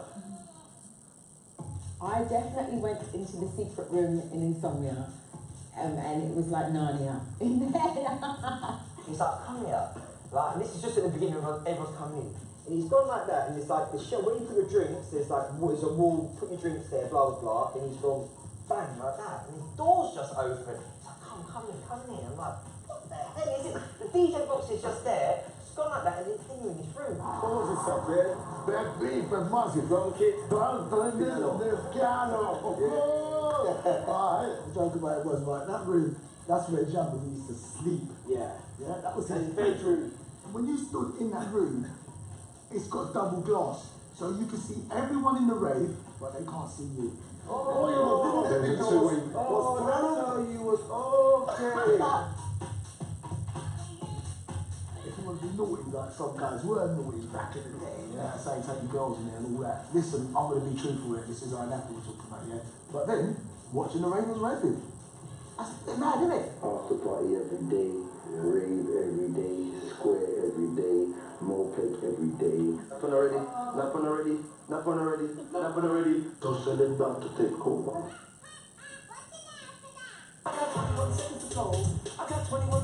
The unofficial mayor of Iron Apple, yeah? The official mayor of Iron Apple, but the unofficial mayor of Iron Apple, if you get what I mean. You know what I mean? There's a presence, man. Whenever we touched the island, there was a presence, man. And I was there, man, ready to take over this shit. Right now, we are in the Soul Solid Villa. Come follow me. I'm not sure who's in, so right now we're trespassing, right? This was my room. Yeah, so as soon as you come through the door, this room was my room, yeah? You peep from here, you got the kitchen, yeah? 2001.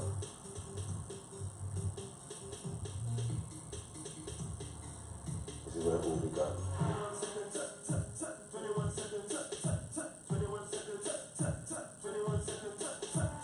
It's a bunch of crazy youths, uncontrollable, lawless, don't care. That's what everybody says about things they don't understand. I wanted the streets to become superstars. I wanted everybody in the streets to become superstars. And Iron Apple was an outlet for us. Like everyone was saying Soul Solid. Beef, we're Soul Solid. Police, we're Soul Solid. From the Soul Solid roundabout to the Soul Solid square. And from the Soul Solid square to the Soul Solid pub. And from the Soul Solid pub to the Soul Solid rave. And from the Soul Solid rave to the Soul Solid after party. Come in, bit on nice, like let Sniper, so solid. I mean, Sniper joined So Solid because Mega was clever. Mega became part of the biggest club family on the island. Yeah, and Mega thrived off that as well. These are the guys that you really need to be working with. They're the biggest family out there, basically. They own pretty much a large share of Iron Apple. Sniper was like, oh, my dad's got clouds. So it's like, to me, it was like a match made in heaven for us to be on this island. And to have Sniper in your crew, you felt untouchable. Yeah. One time, I remember when I was in the police station. Yeah. And I walked in. I was a teenager. I walked in, and what did I say? How did you? Walked into the police station. I'll never forget it, man, because he walked into the police station. And I was getting interviewed then. He looked at me, he looked at the police officer, handed me the keys. He said, Mega, wait in the car. I'll take it from here. From that day, it's like the police and the security had a different sort of outlook on me as an individual. In your face, baby. And then you had like the army police that came over, and one of the guys came up to me and said he knows me. And he says, Mega, look, I don't want no problems on this island, yeah? If you can keep down all the problems, you will never see us. And you're talking about young teenagers at the time, man. 18, 19-year-olds. So if I'm like one of the oldest in the crew, then my brothers and the DJs were actually 16. Sniper, Trigger, they were 14. And I mean 15 years old at the time. Tassos, tell them who you are, man. I'm an investigator detective for police in all area, control the place about it. And how was the times when So Solid was about it, man, up, man? What was it like? Running 100 meters after sprinter.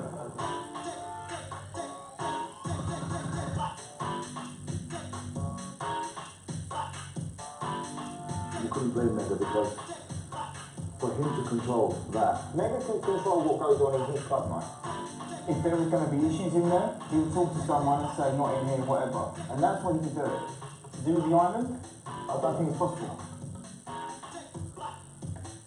So Channel 4 came out to film a documentary called Fantasy Island. And I remember calling back home and telling them that it's Channel 4, and they're telling me that Channel 4 is all going to be about scandal.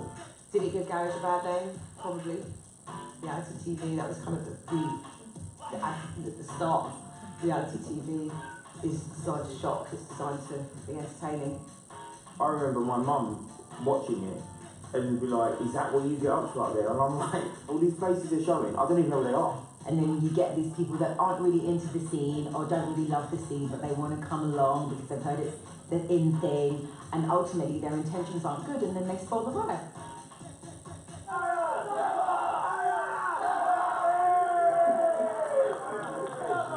I could smell things starting to change from that moment onwards. The change had more to do with the music than anything else. Get in.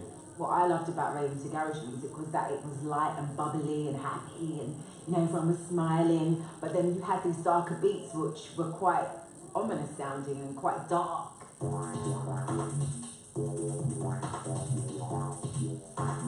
Being like a rebellious teenager, you want to talk about your experience in life. So at the end of the day, that kind of clashed a bit with the original love message.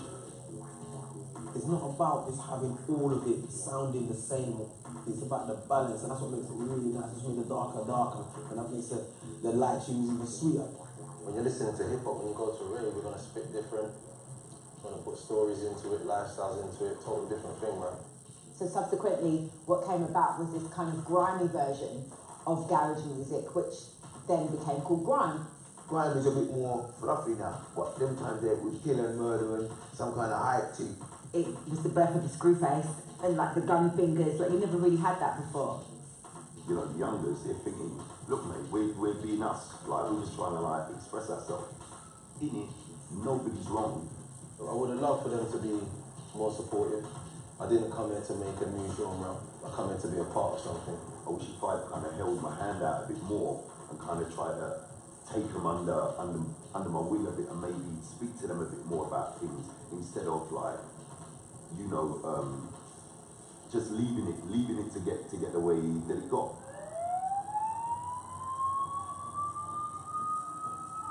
People that were coming there full on. So you weren't coming with your girlfriend, they weren't coming just with their girlfriend, they were coming with their whole crew.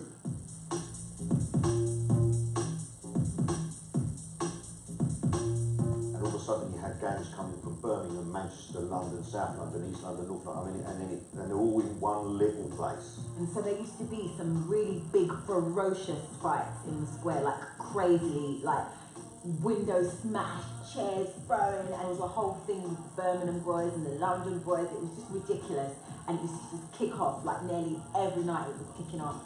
And it just became like being at home on the street. We kind of got the feeling at that stage that like it was that we got the feeling that something bad kind of was going to happen. The island didn't help itself because every shop you went in, you could buy flick knives. So you imagine carrying a knife fueled with so much alcohol. The high profile thing was the Dizzy Rascal incident. We all know what happened at the end of the day.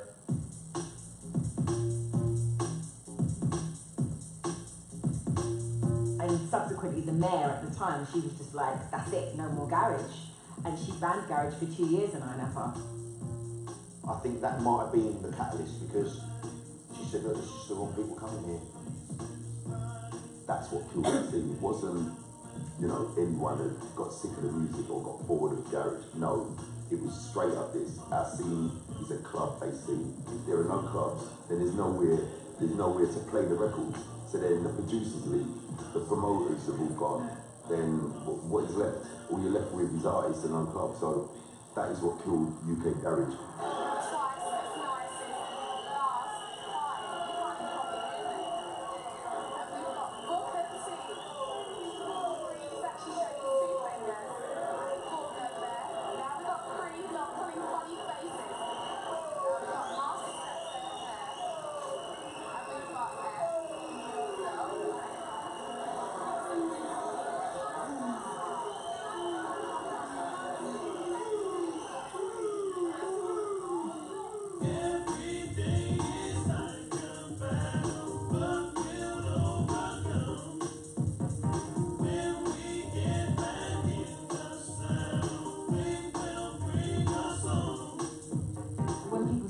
Think of a happy place. Ayia Napa is my happy place. It was an escape here. Like we felt so comfortable here. It was just a legendary time, a legendary phase. Everything happened, like a chain reaction kind of thing, and it was amazing, man. If I didn't come on my honeymoon and I didn't bring my record box, what would have happened in Ayia Napa? Would we have still had a Garage Island? I believe Ayia Napa was a true reflection of UKG at its height, top, the apex of UK culture.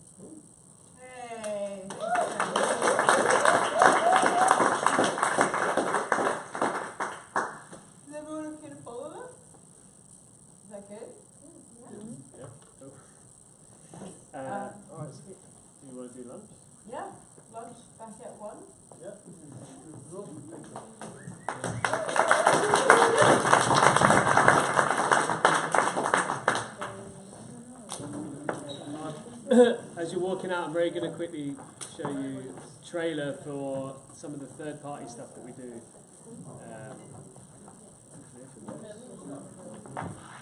It was you and them against the world.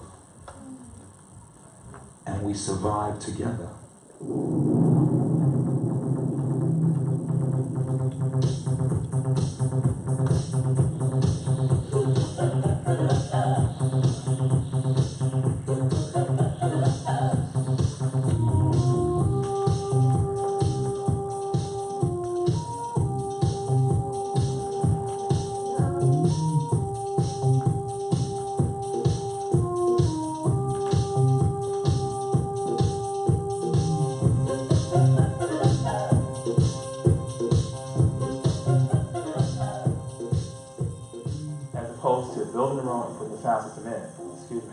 What they did was they put the sound system in and then constructed the whole room around the sound system. You couldn't beat it. That's the way you do it.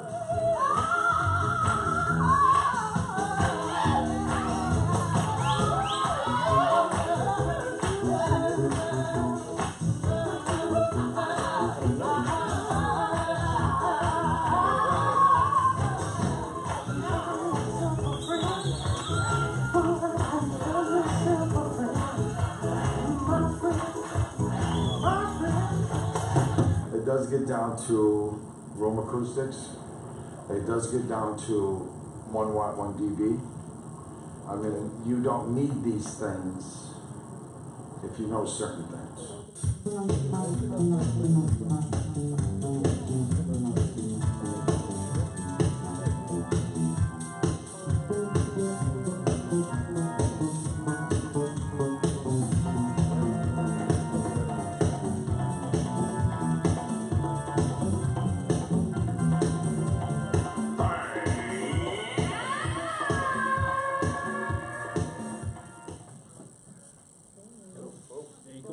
whole thing is like, I think it's pretty long. It's like an hour long. The last days of Paradise Garage in New York.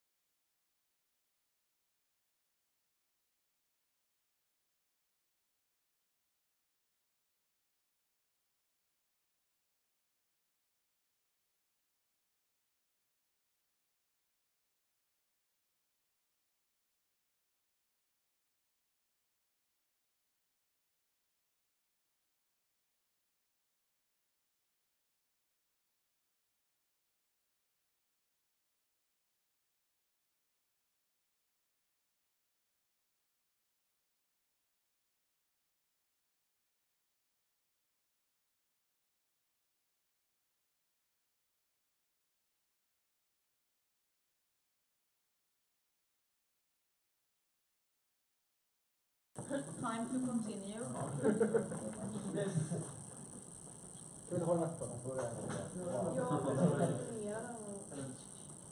Yeah.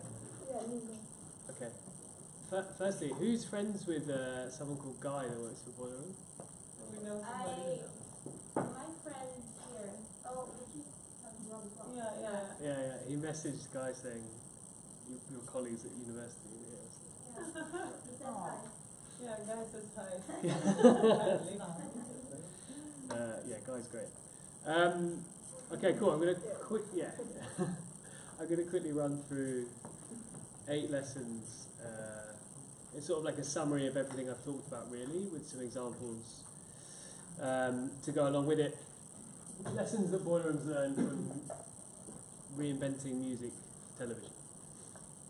So the first one is let frustration be the driver. As I said earlier, frustration has fueled many different stages or big stages of Boiler Room's growth. The initial one being frustrated at the fact that there wasn't a platform or a home for all these kind of disparate scenes of the internet. Frustration that artists weren't getting the platform they deserve. Frustration that commercial imperatives would often dictate the music industry. And frustration that there wasn't a creative outlet for a lot of interesting parts of the music industry at all. Frustration at the way live streaming was done. A lot of people live streaming or just filming music video with a big wide angle from the back of the crowd.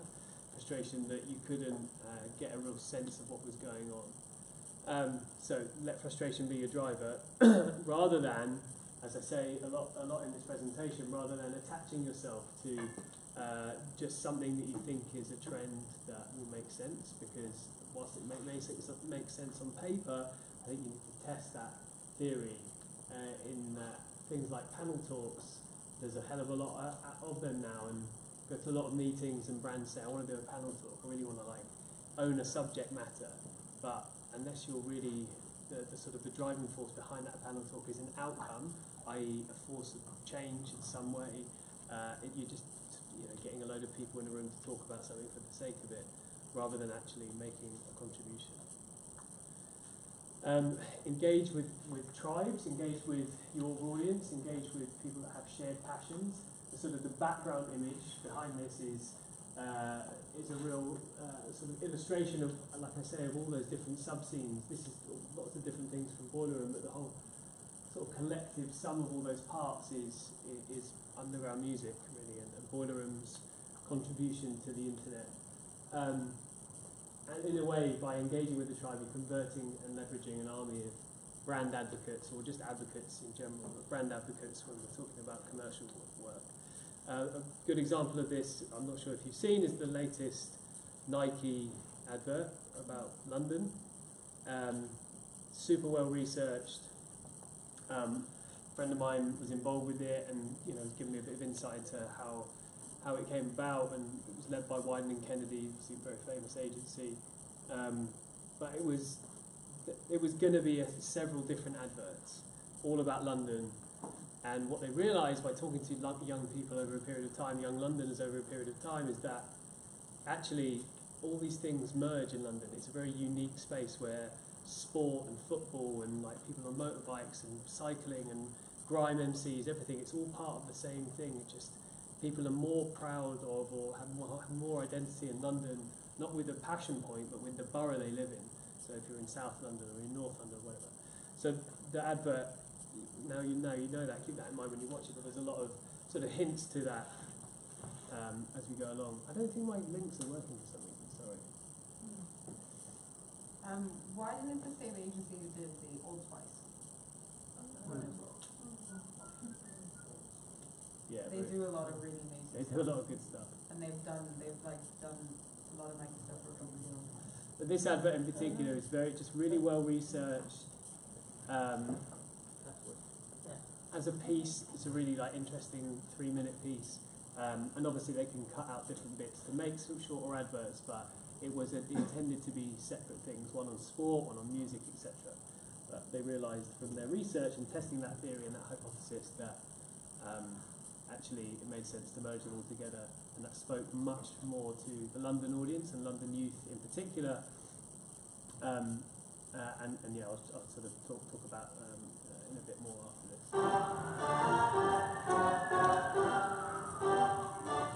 I've had the longest day, man. You said you were going to come to me, now you're telling me to come to you. I'm not getting on a cycle. Cycle? That's light work. Man's got to run 2 miles from end just to get the training.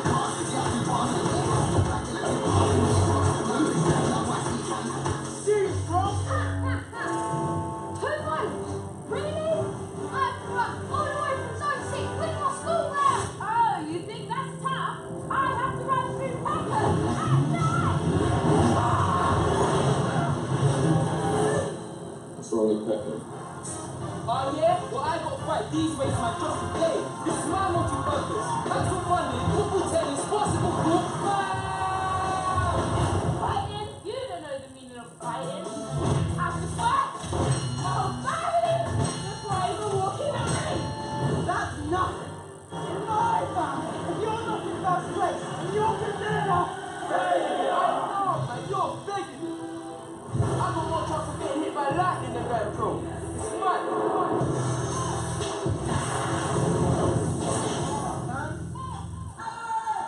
Are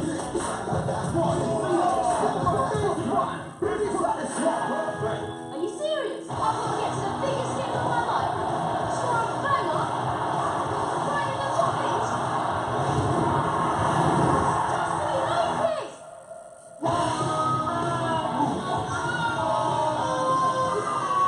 She gets to play with other people.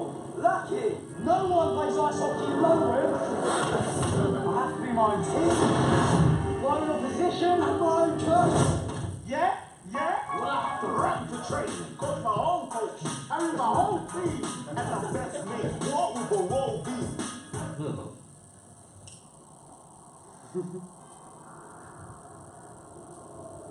Huh?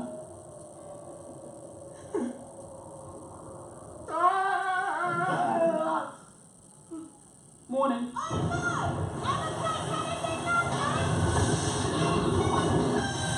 Easy, I only get one try to land it. Before I get caught by security. Yeah? Well, I've got to be my own security code. So, if this goes wrong, I'll break my leg. What? Even when I win, I get a broken nose.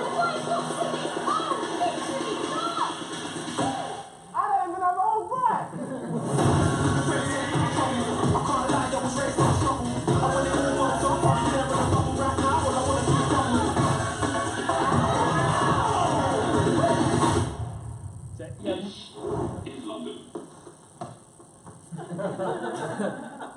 You have no idea how spot on that advert is. The bit where the kid is riding without, like doing a wheelie without a wheel. I literally saw that like 2 days ago in a park. This guy just doing this for like 20 minutes round the park. I'm like, wow. So yeah, that's kind of the power of really like doing your research. Doing your research and putting the time in and testing that hypothesis. Interestingly, though, the one thing they didn't test was the name. Londoner was already used by someone else, so they had to like stop putting money against it. They didn't have to, but I think just because of that, Londoner was attached as a brand already to this culture, so they kind of thought that they were maybe being seen to borrow off it. But yeah, it really resonated with young people in London in particular, and it kind of like kick-started some thought process from Boiler Room's point of view as well, in terms of like our offering for London in particular, and noticing that you can't just take London as one city. It's so many different things going on in one place, and we should be able to talk about those individually, because London is effectively just like a collection of mini cities at the moment. I think what you said is really interesting about not going after passion points, because passion points used to be the thing where it was like, oh, we've done research, focus on people's passion points, but passion points are super broad. People will say that music's a passion point. That's an entire planet on its own. So there's subcategories within a lot of things, and I think sometimes we go after passion points. We also talked about this last week, because if I make a spot, and I'm a big global brand, and I make a spot where the passion point's music, I can push that to a local market. As Nike, I can't push that to Indonesia. It's going to make no sense. All the references are gone. So for most brands, you look at it and you're like, that's a waste of money. I don't want to do that. But in essence, you might actually have more success doing something hyper-locally, which is what that would be, where you're literally talking about what it's like living in a specific area. No one else is going to be able to recognize, but you can still watch it, and that's the insane magic behind it. I'm still watching this, and even though I don't know what goes on in Peckham, I can tell that this is a story about people who are really proud of where they come from. And it's a big risk that a lot of brands just wouldn't take, because it's easier for me to go Germany, techno, Barcelona. I don't know what they do in Barcelona. Support German techno. No, you're right. They're definitely. And what's interesting when you think about it as well, London is a safe bet. If it was the flip side and they did an advert on Indonesia, it'd be really cool. In fact, that would probably travel more, just because it's a bit exotic and a bit different. But with London, people particularly in the US, which is obviously a massive market for Nike, people want UK culture. They really want to borrow into it. So whilst it's not going to resonate with general American audience by being on a TV spot, via like the internet, Instagram, all that sort of stuff. People were creating their own GIFs of like skets, like flicking the ball at the end like that, and those things have legs. They really travel around, and it's just free advertising. You know, we'll talk about dark socials, that kind of thing. You know, people just putting interesting clips in their newsfeed just because it has a really cool ad that really speaks to a specific audience or specific audiences within London. Very, very good example. One more thing to point out again, I mean, you're probably also noticing the same thing we talked about last week. It's like constantly about one individual mastering something. And there's moments where you see groups of people, but whenever you see groups of people, it's not about them achieving anything, they're watching something. Last week we were talking about the difference between Adidas and Nike, and Adidas is always about the collective and the collective set of heroes. Yeah. Nike is always just about the one single person, and it's just this crazy consistency, but we relate to it. We know that that's what we would expect from Nike. That's interesting. I've never picked up on that before. Yeah. That's good insight. The third lesson is be part of the real world in some way. That doesn't necessarily mean do a boiler room and do an event, but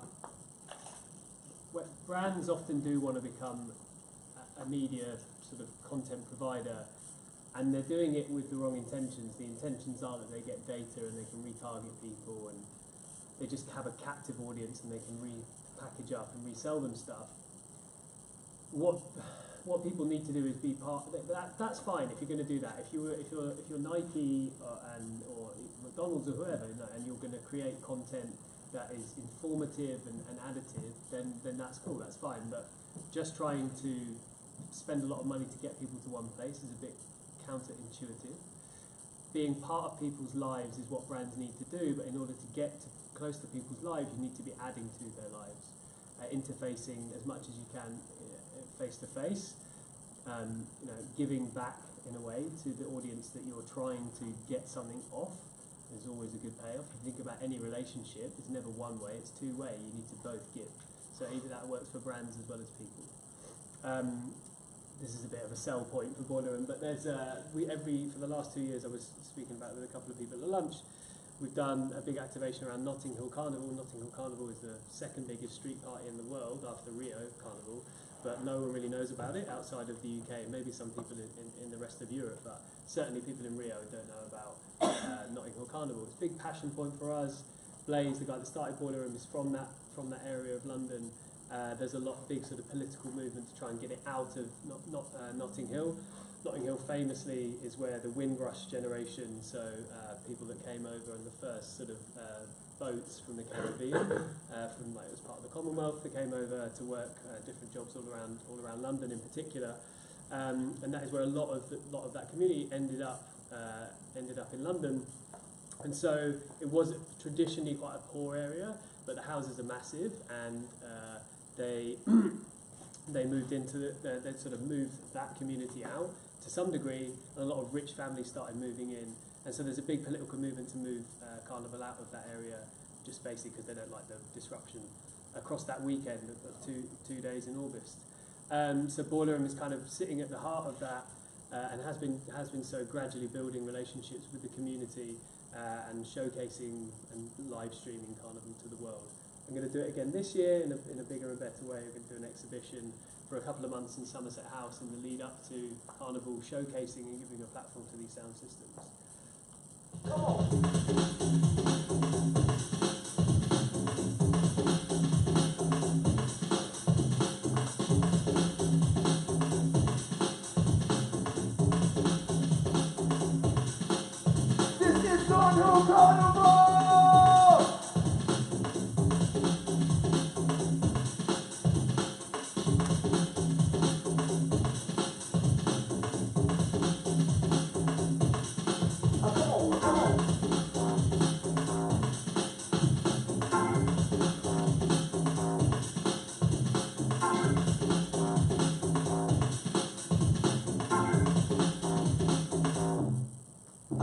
Come on.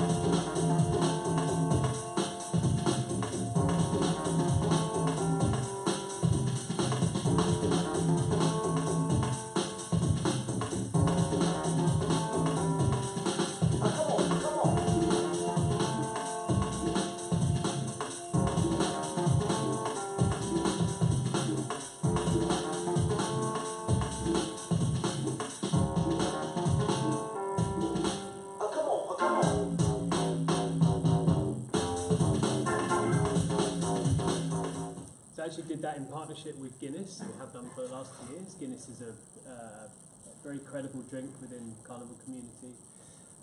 They use it to cook with, and it's part of a sort of like Caribbean lifestyle, really, especially the super strong stuff.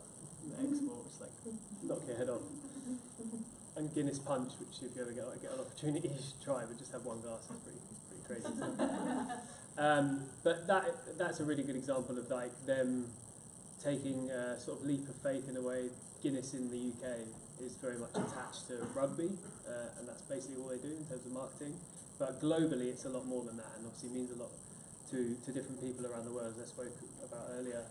That's an important thing and an important insight, and they really believed in the power of Carnival to help engage with younger people and effectively like make Guinness cool again, because it's not. Whilst I drink it, a lot of people do drink it, but it's not really like a popular drink.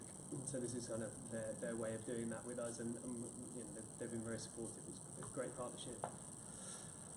Prioritise authenticity, which I've spoken a lot, and user experience over absolutely everything else.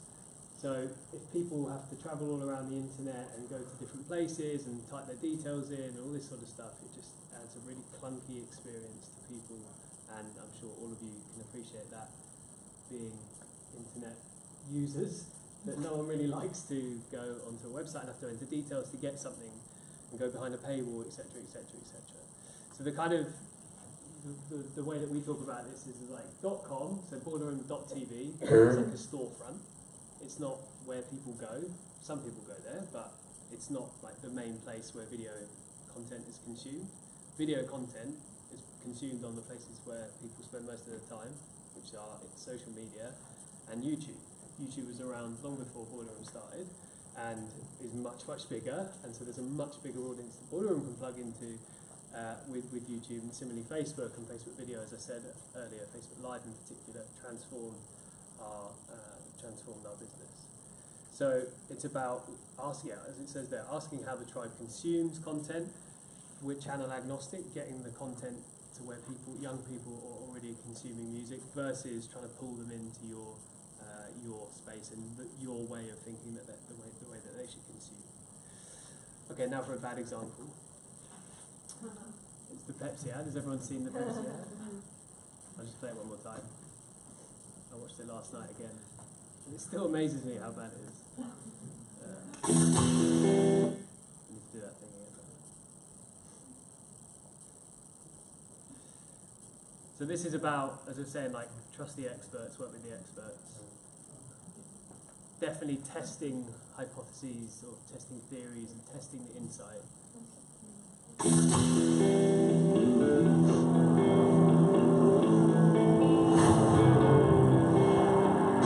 Some say never, but they never done come.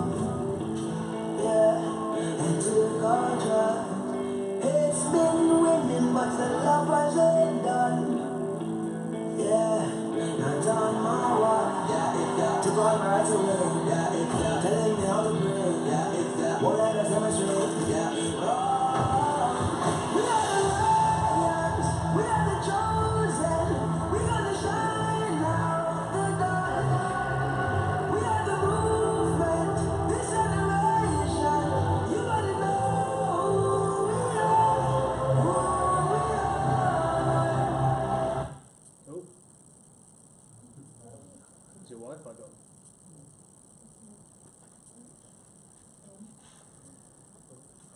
I think you just disconnect from the Wi-Fi and connect it again.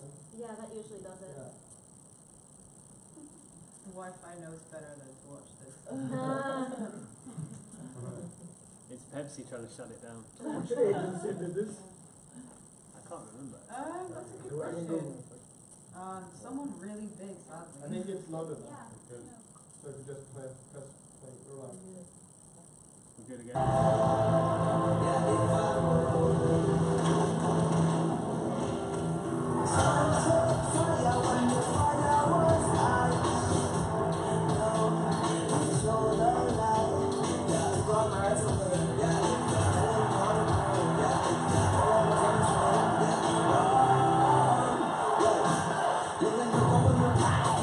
All of the lions are shining, working so hard tonight.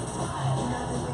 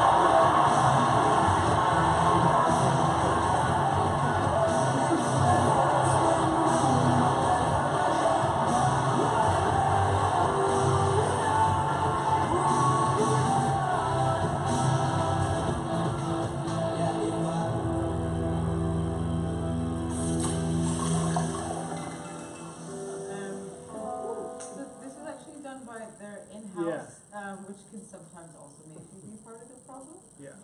So presumably no one was there questioning why, what we're doing. It's like an incestuous decision. Yeah. Basically. So that's a really bad example. Why just, if it's okay, let's go around, and why do you think that was bad? Didn't have any concept really. Didn't make any sense. Yeah. Yeah, I mean, the guy drink Coca-Cola or Pepsi, and then all of a sudden the world is safe. I don't know, like, and Yeah. then didn't make any sense at all. Yeah. Yeah, they just really fooled themselves saying something like this. Yeah. Well, like, you can sort of tell what they're trying to do, which is, like, at the time when it came out, so this is about a year ago, I think, there was a lot of, sort of the Trump thing was happening, and there was a lot of, like, big protests and whatever, and Black Lives Matter was becoming more of a force, and lots of, like, off the back of the Arab Spring a few years before, and, like, there's all this kind of, like, protesty thing, and someone just went, hey, that's a neat idea, that's what young people are passionate about, let's make an advert about that. I mean, the protest is about nothing. It's like symbols that are not even used in modern protest. Yeah. We start there. They're trying to recreate the flowers in the gun moment of hippie protest, Yeah. choosing reference points that no one under 40 is going to know unless they're like a political science major. Yeah. And this is like the most calm, clean protest I've ever seen. Like it's just people marching and actually not yelling "fuck the police." Mm. So that didn't even give anything to a cop. Like right now, no. It looks like astroturfing. Yeah. It looks so fake, and as we talk about IFTY, you have like let's have a girl with a headscarf, let's have a black dude, let's have a Kardashian. Yeah. It's like let's put And sometimes she wipes off her lipstick, she can't wipe it off, and then the next panel she has no lipstick on, and it's like you say that there's continuity in this And stupid the like guitars, like where did they come from? yeah, So and like Yeah. everything is so bad. And did you get mad that you couldn't, I don't understand. I didn't understand the women with the shawl. Like, did you get mad because you couldn't find a picture she liked? Oh, yeah. I really didn't get that. But I got kind of frustrated that it was so obvious with the Pepsi. Like everyone was like, Yeah, that's bad. I mean, that's Yeah. that's like typical product placement. and where did she get the Pepsi anyway? Suddenly there was Pepsi, like. Every protest has a bucket of Pepsi. You know, the big Pepsi all about them nowadays. Wherever there's a protest, there's a Pepsi. That should have been the slogan. Yeah. Yeah. I love the Pepsi. Yeah. What I didn't, Big event. what I hated about it was that, they're taking something that we're supposed to like, we're supposed to be rebellious, and then they're throwing Pepsi in there, which just feels so, like, 2008 kind of stuff. Yeah. But, like, so old, like, it's the opposite, it's mainstream. Yeah. What do you think they could have done instead of making an advert?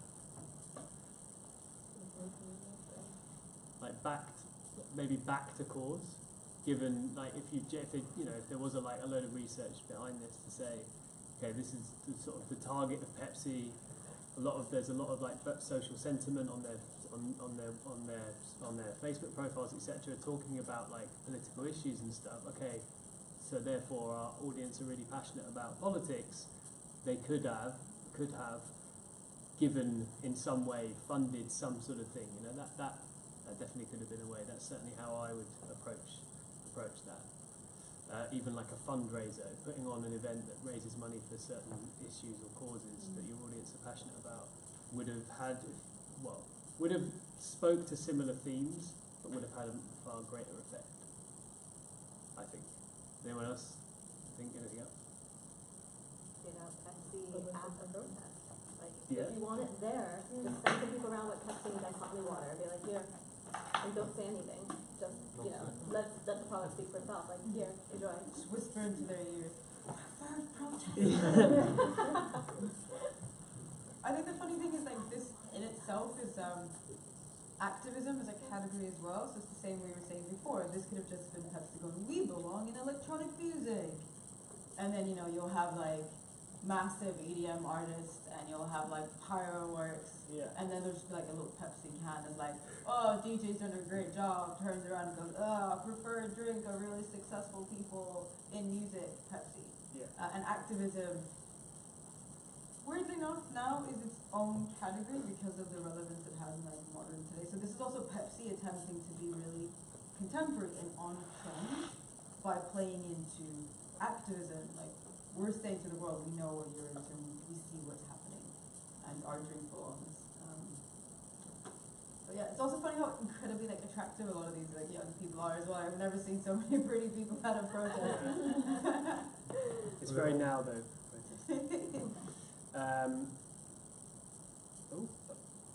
Yeah, this is another good example of working with experts. So, have you guys seen this collaboration? Super interesting. I'm just going to show a little video because it's really cool. But effectively, WeTransfer, it's kind of a nothing faceless brand in a way. It's a good, really, really good product, and a lot of creatives share files through WeTransfer. And obviously, it is a promotional tool as well for artists if you, if you work with them. But they did this collaboration between two of like the most interesting collaborators you can think of, which is Bjork and Jesse Kander. And this little video kind of is a sort of behind the scenes making of really, and talks about that. Everyone knows WeTransfer, right? Yeah. But this is like super cool. Made so much sense for them. I think only a brand really like WeTransfer, maybe Dropbox, something like that. It made so much sense because it's a tool that both of these artists will use. Bjork is obviously insanely big, and doesn't get out of bed for a certain amount of money if it's not right. But I think like with WeTransfer, they wouldn't have paid mega bucks for this because it's just a cool little campaign that allowed them to showcase in a big way the work that those two were doing together.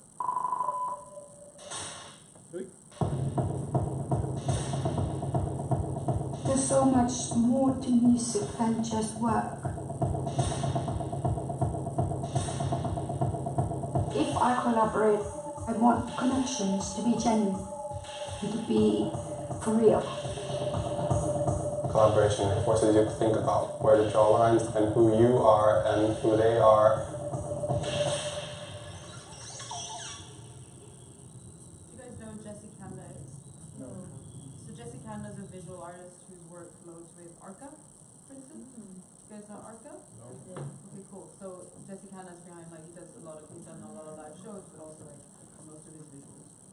And yeah, that's what he does. Yeah, two creatives really at the sort of top of their game. Icelanders, they are not part of the first world. There's no separation between nature and their work. They're not referencing nature, they are nature. In Reykjavik, we have had artists work in a really small town for a really long time. There's like 50 bands, and we all share each other's equipment, and everybody's like helping each other out, nobody's got any money. We just make videos in each other's bedrooms and posters by hand, but everybody's really, really clear about their individuality, and especially aesthetic language. The music video is one of the most incredible forms there is. There are so many angles to approach where a song and a visual meet. I think with people like, say, Jesse and Nick Knight and Chris Cunningham, they are like visual artists. I look at my role, my being some sort of like a curator.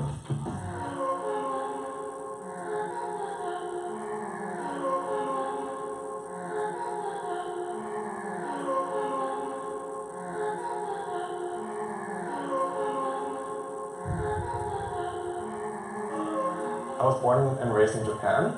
I grew up reading a lot of manga. From like age 13, like I started getting really into computers and internet and like finding worlds through that. Like whether it was creating graphics and art or finding out about music, video games, and creating and fabricating. If I were to describe Jesse, I would say he's very pure and he's very sensual, and he's a very interesting mix of contrasts, especially as an artist. So like I made the most beautiful mistake of all time. There's something that drives me to creating from scratch, something that hopefully comes close to how gorgeous nature is. I'm always paying attention to how things move and how things color, how things grow, decay, die.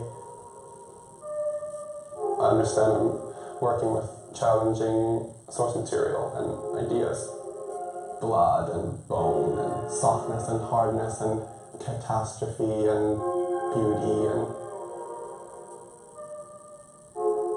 this image is a portrait of Björk.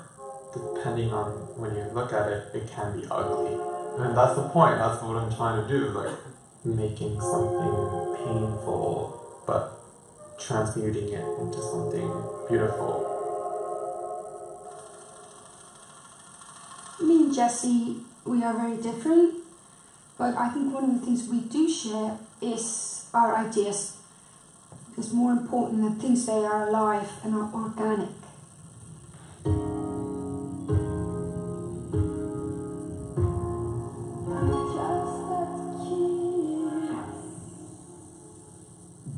When I collaborate with people, I really want to go on a trip.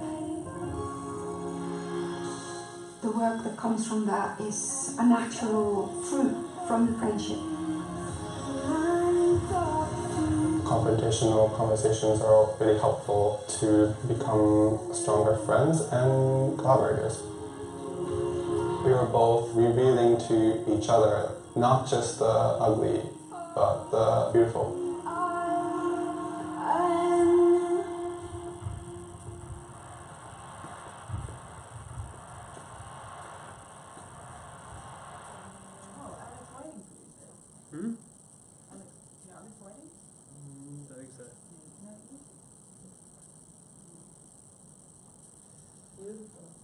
Cool, right? So unexpected for WeTransfer. Yeah, exactly. And it's like, it's just a really interesting 5-minute informative piece that obviously lands a lot of what WeTransfer want to say about collaborations and the fact that file sharing can be used in a creative way versus just being able to send presentations or whatever, which is basically what I use it for. But being able to share files, big files with each other, is really cool. And I think a really good example of just like branded content, branded work. Do you think that content like that in the end, does it, you think it helps the brand of WeTransfer? Like, do you think it draws more, like whatever the... Yeah, I think it couldn't, because they're quite faceless as a brand, it's kind of like if, I don't know, it's like when Intel did the Creators Project. Oh, yeah. With Vice, right? So do you guys know about that? So Intel did this amazing project. It was like the first branded thing that branded channel effectively that Vice did. It was really, really cool. It was called the Creators Project, which I think is still a channel in its own right. But when it first started, it was owned by Intel. It was paid for entirely by them, and it was the first sub-brand of Vice. And now they obviously have like many different sub-brands like sports and news and whatever. But the Creators Project was the first one. And in a way, it's like the only thing that a brand like that can do is just fuel things that it's attached to, so fueling creativity and telling stories about that, because they have no real like narrative other than like we transfer. Literally, that's what they do. Transferring files. Yeah, they transfer. I should start a rival called They Transfer. But like, yeah, so I think it works for them. It lands their positioning. It elevates them up from just being a sort of a nothing brand, albeit like cool and their design's really nice and a lot of people use it because it's a great free service, but it definitely takes them into a different space. And it helps working with Björk because she's got a massive following and people are really interested in what she has to say. Be smart about metrics. So I don't know how much what your knowledge is on like how the industry measures the effectiveness of ads. There's many different ways, but when it comes to sort of content, reach is a big one. But engagement is really the sort of the one that we tend to focus on, and the one that we take the most pride in, because you can trick algorithms on Facebook and wherever to get your content seen by as many people as possible, but through various different tricks like making sure it's tagged correctly, making sure that the copy of your video is like engaging and draws people in, so that when Google's like search spiders go out and find, it matches up with what people are typing in and whatever. That's one way of doing it. The other way is to spend money on it being seen. So not buying clicks, but more like buying the reach from Facebook. That's one way of doing it. But hygiene, but engagement is the real kind of key factor, because if people are caring about what you're doing, then it's job done. So we talked about Valentine's earlier. I thought I'd just flick up this chart. So as we've worked with them over the years, and working with those guys for 7 years now, the sort of like the main thing that we've seen through like engagement and is that the brand advocacy has gone up. But crucially for them, if you think about it, they're wanting to sell more booze effectively to young people, and by making it a cool brand and doing interesting things across the world, purchase intent has increased year on year. So when you know that like a branding campaign and something that is highly engaging is having that effect on people's like buying habits, then it proves the theory really. So I'd encourage any work that you do in the future to not focus on just like big numbers. Big numbers are really good, and it's always a bit of pride to say that this many people saw what we did, but how many people gave a shit is the real kind of litmus test. The next one is innovate with purpose. So do things for a reason. I'll just let the video play because it explains a lot more about it. This is something that we did when she The VR category suffers from a lack of culturally relevant content. It's all enchanted forests, wildlife safaris, and gallery tours. Vanilla experiences that offer no meaningful engagement for young people. In order to drive engagement and relevancy around Google Pixel and Daydream for young people in Germany, we rewrote the VR script, rooting the products and the consumer VR experience authentically within music culture. Together we harness the power of VR to celebrate one of Germany's most loved, most locally authentic and globally iconic cultural music scenes, underground techno. We created an interactive VR experience that transports people to the middle of a packed, sweaty dance floor in Berlin, shooting a real-life rave in a real-life Berlin club with real-life Berlin clubbers, enjoying Berlin's hottest new live electronic band, Fiark, premiering brand new material. What's more, we captured multiple perspectives and user journeys so that people could choose their own adventure across different rooms and club spaces, creating one of the first meaningful and authentic VR representations of an immersive and captivating real-life cultural experience. Through the creative application of technology, we unlocked access to a world-famous local music scene, and we celebrated the culture and characters that define it, creating a unique, interactive VR experience that drove relevancy and engagement for Pixel and Daydream by authentically and innovatively tying them to music culture. In doing so, we galvanised the passionate influencer community and captured mainstream attention, generating tons of social engagement and major traction with the world's top press.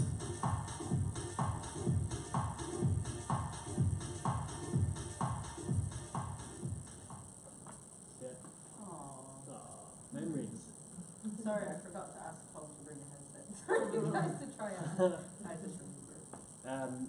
Yeah, something we're super proud of because it was pretty groundbreaking in terms of the content output. If you think about it, said like enchanted forest tours and gallery tours and whatever, but really the two sort of driving forces of VR moving on are gaming and pornography, and so to be able to like do something in that space that's completely different from everything else out there was really exciting for us. And yeah, we'd like to continue doing more stuff like that. VR is an interesting one. I kind of feel like the VR bubble has maybe burst again slightly, unfortunately. Maybe it'll come back round again in another guise. But you know, who knows? It's me, RV. Yeah. Recognise me? But yeah, anything you do kind of with technology and trying to be innovative, do it with a reason, do it with a purpose. It's the same about everything else I've talked about. Like, have a reason to give back. And then lastly, test your insights. So don't make decisions just on gut. Boiler Room have been massive victims of this. We've been guilty of doing this in the past, as I was saying, with victims. I keep saying victims.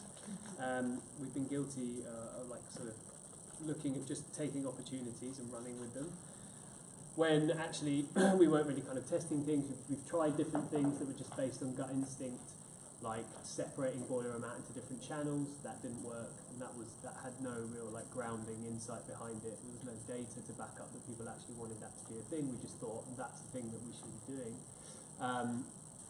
Even the sort of like smallest agencies, like 2 or 3 people, you know, a couple of creative directors will work off one little insight. Don't just do things like because you think it's cool.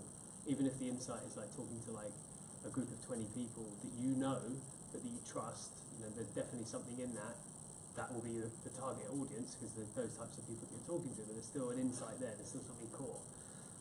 And always question everything that you're doing and test the hypothesis as well, test the theory as much as possible. A good example of that, or a bad example of not being able to test your hypothesis. Have you guys seen this? Did you hear about the Puma thing that happened like the other week?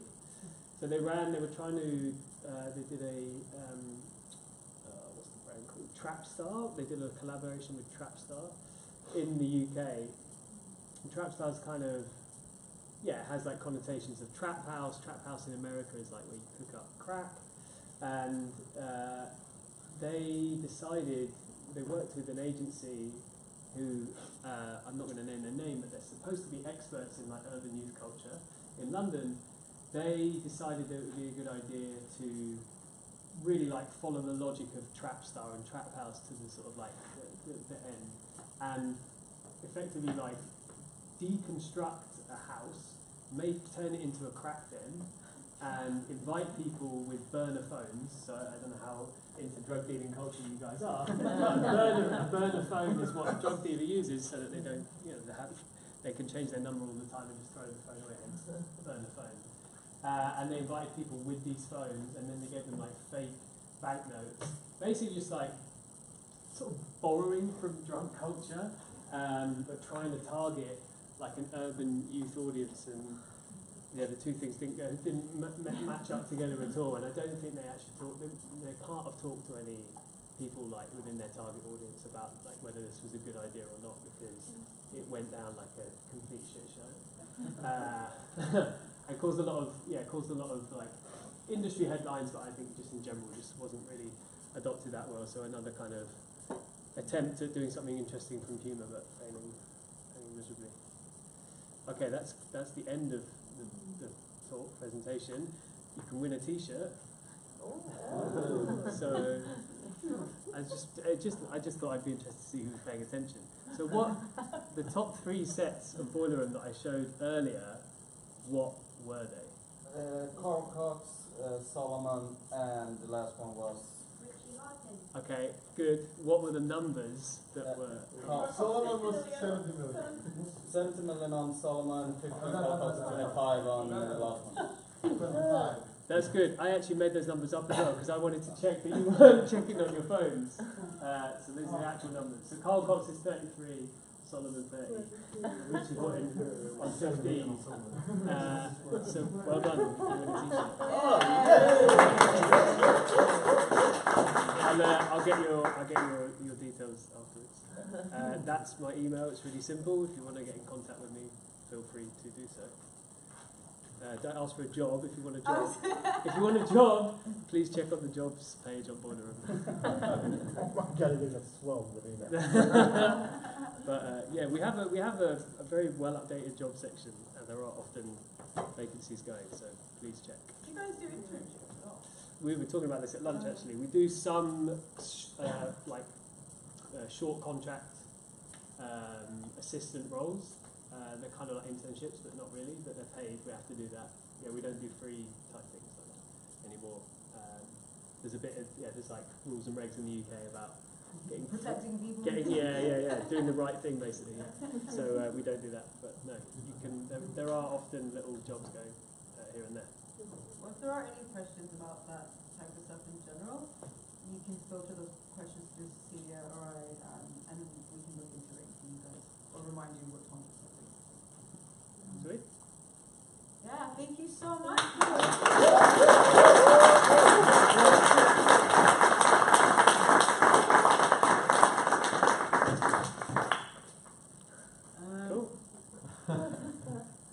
Cool. This is a shag pile rug that someone made, by the way, for a gig we did in Baltimore. They just made a rug and brought it to the... That's what happens when people like your brand, I think. They make things of your brand. Yeah.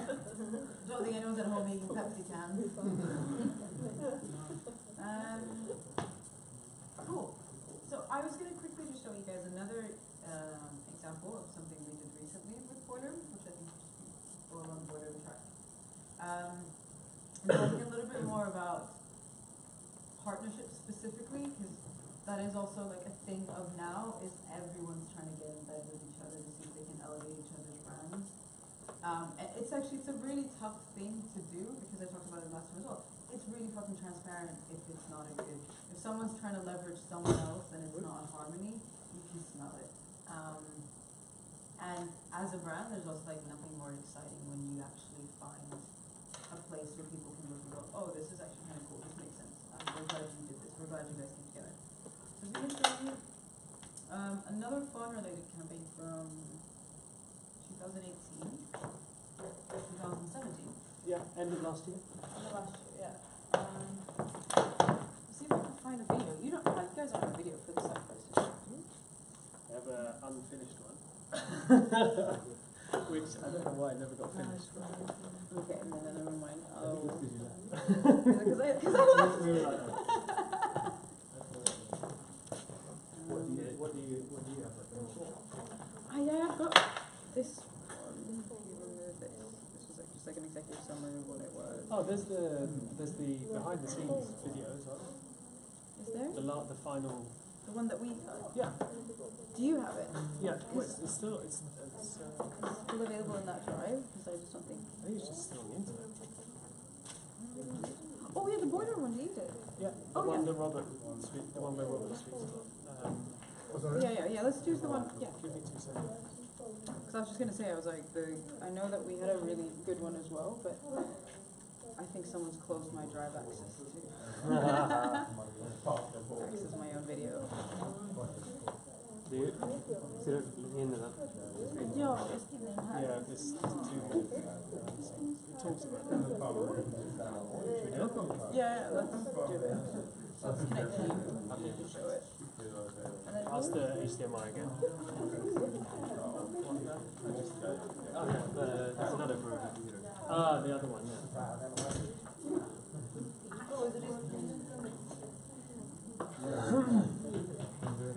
But can I not use the same thing? No, because yours is the new ones.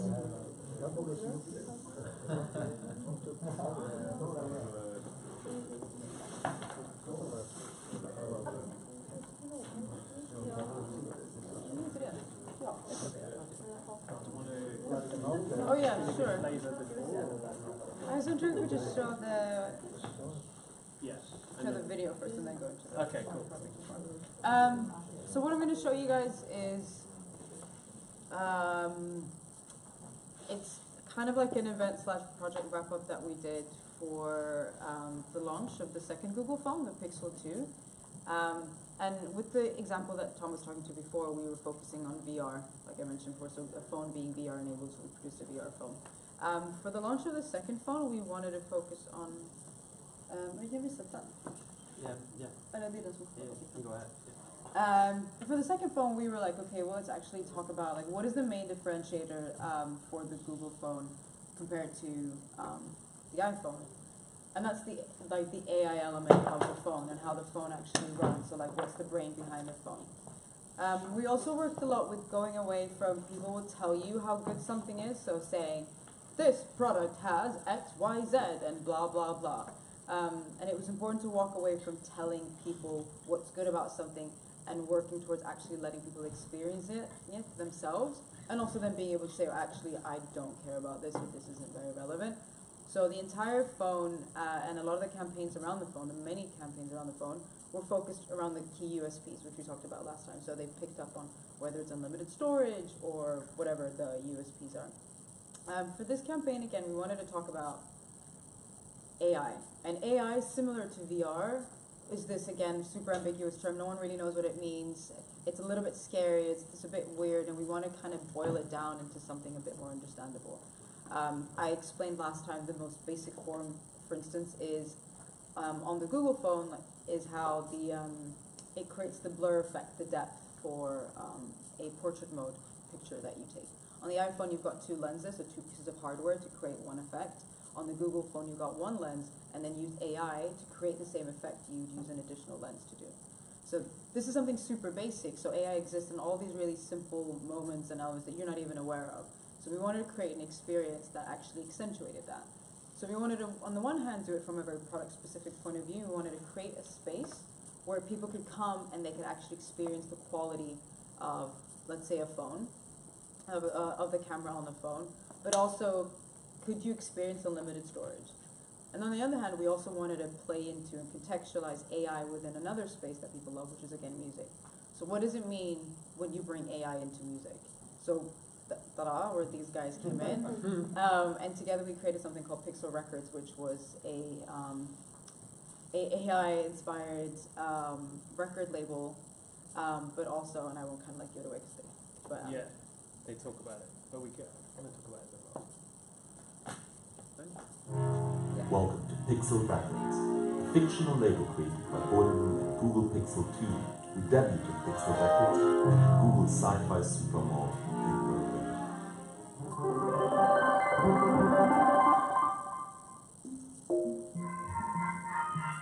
So my name is Robert Thomas, and I'm a sound artist, composer, and programmer.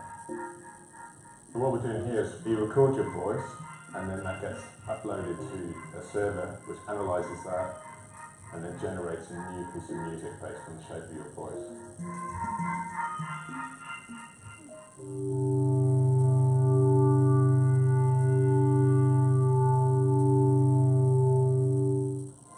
Here's how it works.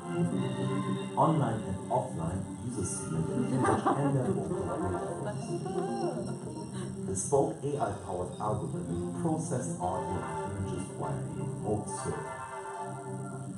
Pixel Records delivers a unique processed composition and auto-generated artwork. Visitors of the Sci-Fi Supermall were able to input their vocal files directly into Pixel Records algorithms, creating new vocal waveforms and radical soundscapes. And we process the combined samples, creating a user-generated AI orchestra.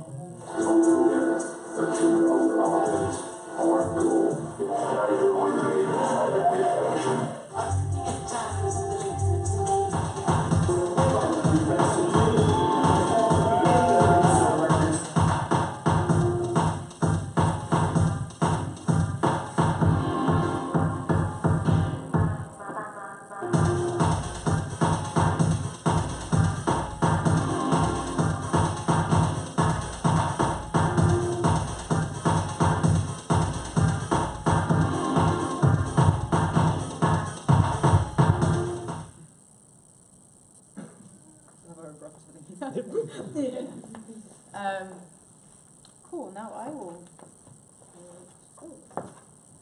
That's safe. So you I don't know if I understood right. You choose music artists that you like, and it's sampling itself. It was that guy Robert was working with another guy. So Robert created these. Oh yeah, you got me. Robert created a series of sort of minute-long clips, like unique music, original music made for this, and then the algorithm this other guy called Parag was running through the phone and using a program called Max MSP, which is like a sort of multidisciplinary data kind of an analytical instrument that can plug into different things. They were matching people's like tones within their voice and like what they were saying and stuff like that, and the resonance with the AI would figure out which track best to place it with, and then there would be like, say there were like 50 voices and then 6 tracks. There would be a collection that go to one track and a collection to another track, and then over time this evolved into different compositions that were like completely unique. Yeah, and they were playing out during the event, and and there was a lot of like product testing and all this kind of stuff, and then we rolled into an event afterwards, as a kind of like launch for Pixel Records. It was cool. It was really good. So, kind of like where that started from as well was we wanted to showcase the power of AI, and we wanted to get people excited about what you could potentially do with AI. But it was also, and this is again as a brand when you work with a partner, for us it was really important that whatever we did needed to be, we needed to use Google products. It had to be at the heart of it. We didn't want to use anything where it was like a symbolism of something else. So a lot of the tools that the guys actually used to produce the tracks and the sound bites were using Google Magenta. Some of you guys are familiar with maybe? So I'm trying to think like what's the simplest form of describing Google Magenta? It's the AI learning sort of department of Google. It's like public-facing AI learning. It's like a crowdsourced platform where you can go on and you can kind of pull tools. So NSYNC, which is the tool that Robert used, is something that you can pull off of Google Magenta. So there's a lot of these Google gems that not everyone is aware of, that people don't use, and we wanted to kind of pull that to the forefront as well. And for us, it was also about, let's bring some of these Google products or some of the Google Smarts and put them in a context where people will understand it. So we wanted people to get that this was using Google Magenta if you ever knew what it was that you did. So, I mean, it's about the phone. And it was called, the overall campaign was called the Sci-Fi Supermall. And that came from a place where if you talk about a phone is a million things, and you're trying to create an experience and story around a million things. Where can you house them? Where do you create experience around it? So we said, why don't we create a sci-fi inspired mall and create this insane world, which is what you saw in the video. And we created that, and there was about 750 kids that came through, and it was set up with different installations. And we partnered with, just to give a bit of background to how these things are created, shitloads of really smart people that work on this. So we worked with three other agencies. So you work together with, on the very basic level, we have our own PR and influencer marketing agency that works with us on the guest list. Then we worked with Boiler Room, who we worked on one part of it, which was Pixel Records, and that was creating this AI-inspired record label, but also on booking some of the talent that played during the night. And then, we worked together with our overall creative agency on working on the actual concept for what was the Sci-Fi Supermall. And then on top of that, we worked with a design agency to actually create the visual direction. And we worked together with these really, I will forever always talk about them, but these really talented guys called Sunst. They're based out of Berlin, and the main architect is a Swedish guy called Viktor, who's from Lund. And they just created these most insane, beautiful worlds. And they worked with us on the virtual reality film as well, the space, so they designed all the installations. So you work with those guys to help bring, for instance, what I do as a brand, I'll have this verbal diarrhea of what I think is makes this cool world, and I'm like, go here, and at one point I was like, there's gonna be chicks on roller skates, and they did this, and then I lived in the Netherlands, so I loved, I didn't really try to eat, but these vending machines that I don't know if you've ever been to Amsterdam, you can put money in and burgers come out, it's so gross. But I think it's amazing, and there's something futuristic about it, so I was sending them loads of these pictures, and then their job is to be all right, let's take 20% of all the stuff you've talked about and make this beautiful cohesive world. And then we worked with an additional partner, which are, they're an experiential agency, and they're just a lot of really clever developers that can help you program these installations. So I'll talk about all these different USPs where I'm oh, I need a part here in the space that talks to unlimited storage. This part talks to the camera. This part talks to music, and this and this and that. Then the design dudes help me figure out what it looks like. We go to these developer guys and we're okay, cool, how do they all connect? And that's what I'm gonna show you guys. So I've explained kind of the executive summary of what it was. This is the idea, the Sci-Fi Supermall.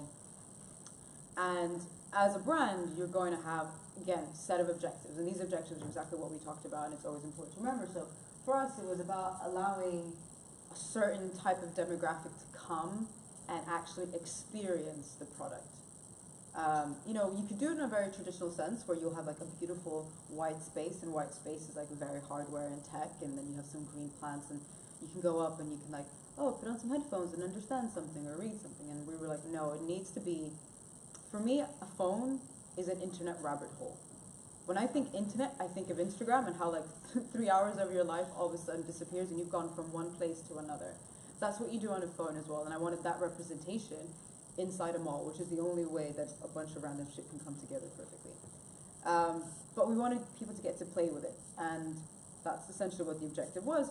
And at the end of the day, you want people to walk away and go, I now understand AI as a part of within music. I understand AI as an aspect within a piece of hardware, phone, how that can work.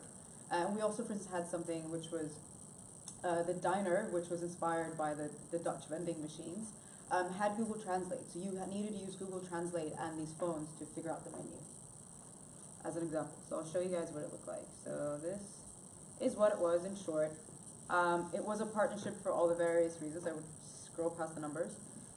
And I'll show you guys a little bit of what it looked like. But, you know, to go back and partner with Boiler Room again, it's really important that we know exactly what our strengths are.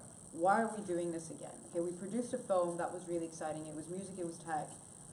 With the first partnership, we explored music and virtual reality. With this one, we wanted to explore music and artificial intelligence. And again, in a way, and in a context that showed everyone's strengths. So this is what the event space, that's the diner. So instead of it being a smaller vending machine, it was just like gigantic space-like boxes. And I think you can see, maybe, I can show you guys more pictures if you want to, but this is kind of the different stations. So all of these are USPs, and in any great campaign. What's a USP? Oh, sorry, a unique selling point. So a USP on the Google Pixel that's the benefit that we always talk about. Like, what's your product benefit? On the Google Pixel, it's the fact that it has unlimited storage because it's connected to Google Drive. You know, when we saw the ad, the Google Pixel ad, and they kind of took the piss out of the iPhone situation of always saying like not enough space. The Google Pixel has unlimited storage, and that's your unique selling point. And it's essentially your gold nuggets that you need to hone in on.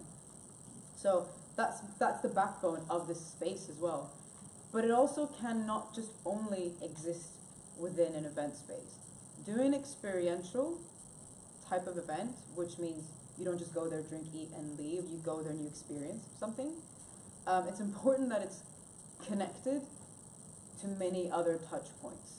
So there's aspects of Pixel Records, which Tom talked about, that you could experience online as well. Because if you do something just inside of a space, whether it's on social media or not, you've kind of just limited to the people that are there. And your job should always be to extend things and enrich them as far as you possibly can. So I think what you can see here, this is, and I'll run through an album so you can see loads of pictures of this. But in short, this was called Pixel Portrait Studios. And Pixel Portrait Studio was the camera function. And what we were trying to showcase is how incredibly good the camera is. But all of the things you did in there were essentially connected as well from the first experience part to the last. So you would arrive, you'd go to Pixel Portrait Studio, you could take pictures in front of these. So there's sensors that are set up using a Kinect at the top.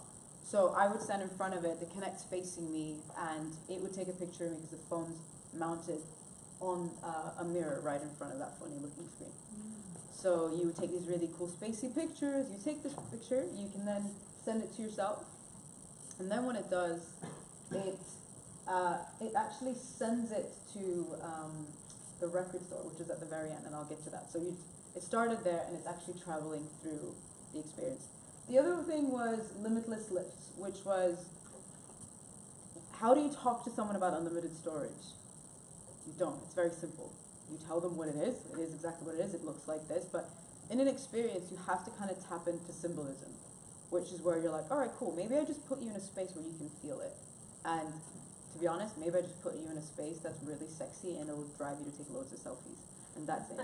And sometimes it's as simple as that. And that's exactly what we did. So they were in this room that just had loads of mirrors and had obviously these really cool floors, and we made sure that you could take really cool pictures in there.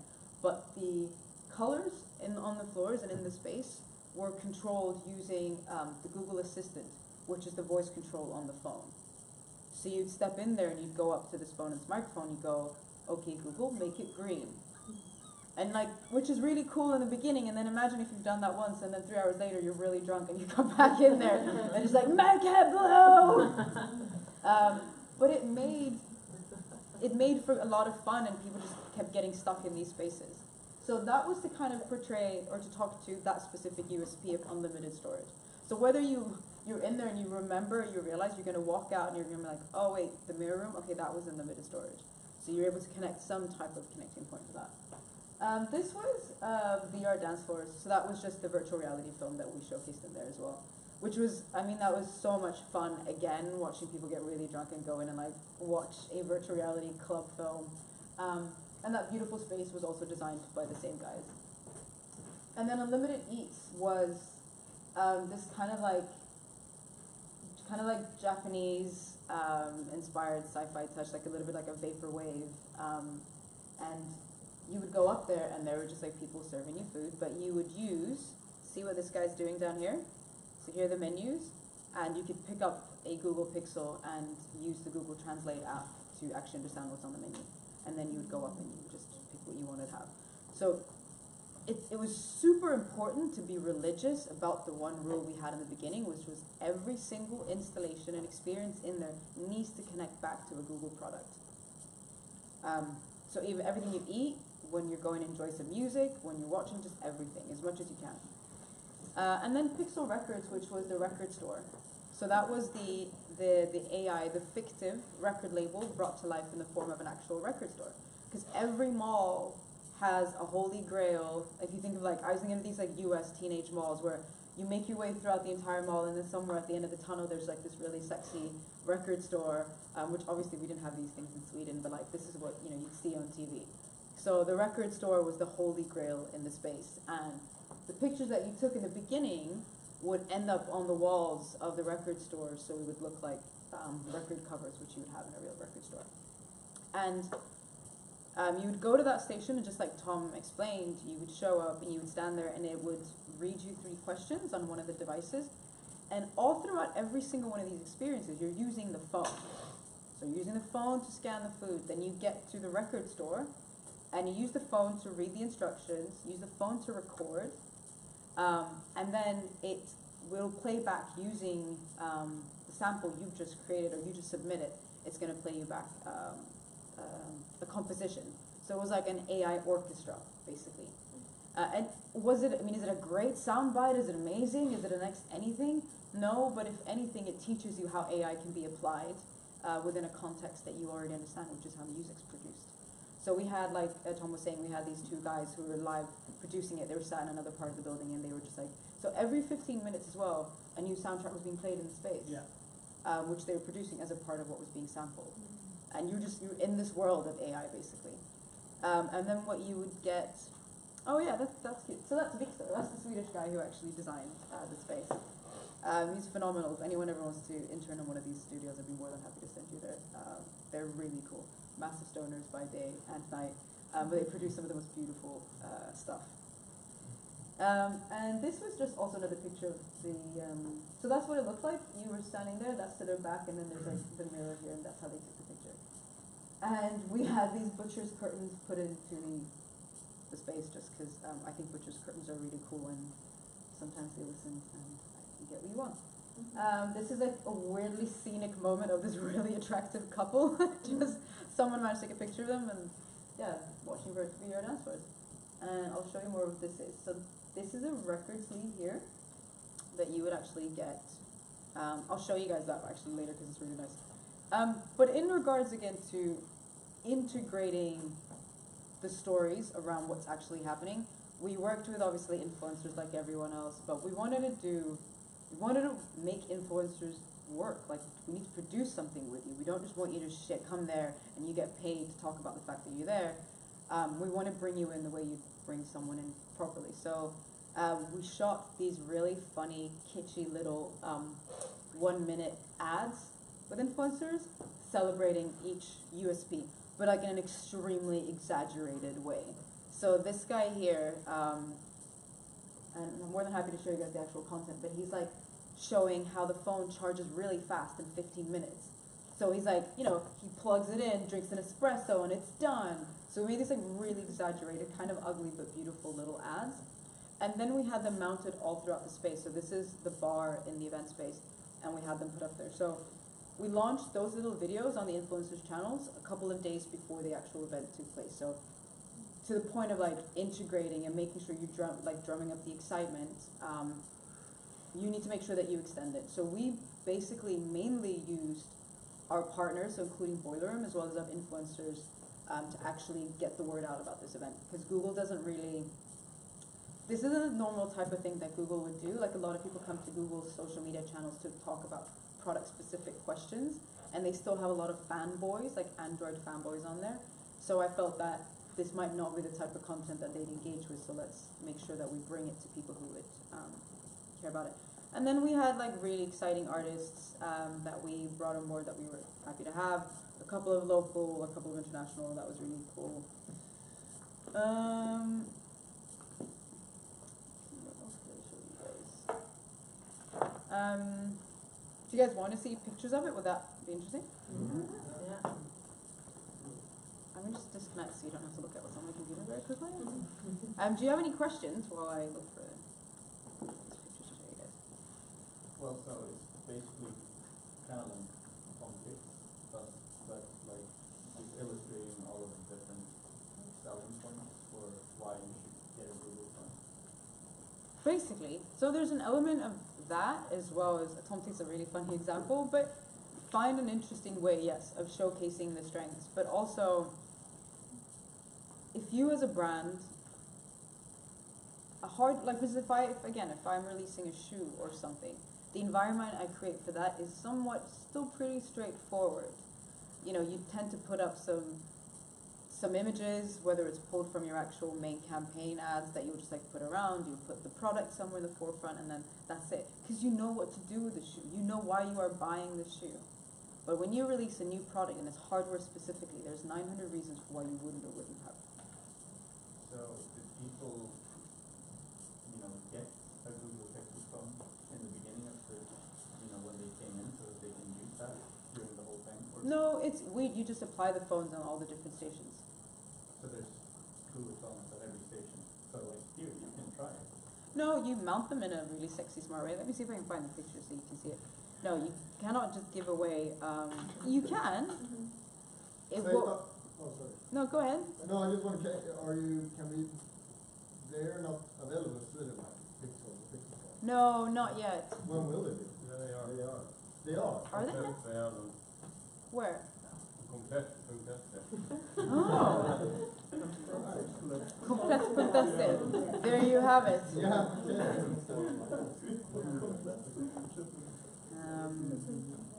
I have a question. Yeah, go ahead. So you said that the event was announced some days before as well, but would an event like this would it be on Facebook, for example, or like? How do you mean, like just broadcasted or no, mentioned? To promote it, like. Absolutely. We tapped into like our media partners. So for instance, a lot of magazines that we worked with. So the program of the night was the first 2 hours were very specific to PR. So all the cool magazines, whether it's ID or wherever, we invited them, and we also used them to kind of announce it. So we raffled spots so that people could come. So one thing that very commonly happens with brands is you do these, when something is really cool and exciting, you all of a sudden limit it to certain type of people that go to these things all the time. So for us, this time it was really important that just like more normal, but like your average Joe could come. Like you didn't have to be a mega massive influencer. So we make sure that we carved out a big portion so that, not just whoever, but people who are either interested in the magazines that we were partnering with also got a chance to actually come and see this. And it's something that you know, we wanted to get better at, because there's always the, oh, we keep it really exclusive. How to do it for the people. But you know, you need to find a nice, healthy way of combining it, because if not, it's like, these influencers, they get it for free. They get the phones for free. It's going to be a luxury choice of, do I take my one free phone or my other free phone? But if the kids are going to actually show up and they're standing at that counter and they're about to spend, or their parents' money or whatever, a lot of money on selecting a phone, and you need to really work on extending an experience to people like that. So yeah, you work with media partners primarily. So this is just a little bit of what it looked like. You came in and there was this like really interesting entrance point. It was like a massive tunnel because it was set up in an old brewery. And actually, the reason why I'm even showing you guys this is because I think experiential is something that's really exciting, and if you get a chance to do it, whether it's from a production point of view or something, any challenges you have with communicating your brand will come through, whether it's messaging, creative direction, whatever it is. When you do an experiential event like this, it's just going to surface, and it was a very interesting experience for all of us. Oh no, where does it not move?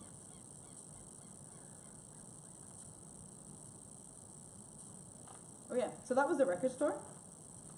So this is where you could see like the pictures that you took in the photo booth, they would essentially come up here. And then they were getting printed. If you wanted them to get printed, they were going to get printed into record sleeves, and the record sleeves were, you could see some of them already printed here. So you could grab yours here, or you could grab it when you were leaving. But it was really cool. And then, yeah, the picture that you were taking was coming up here as well. Here you could look at Boiler Room archive content, because we wanted it to be a Boiler Room specific space. This is what the photo installation looked like. And this is the Kinect, which picks up on the sensors when you're moving, so you get that really weird background. And that's the record store there. This was the virtual reality room, so pop the headset on and then look like that. That's where you would go and you'd put in, you'd leave your sample, and then you could listen to it there as well.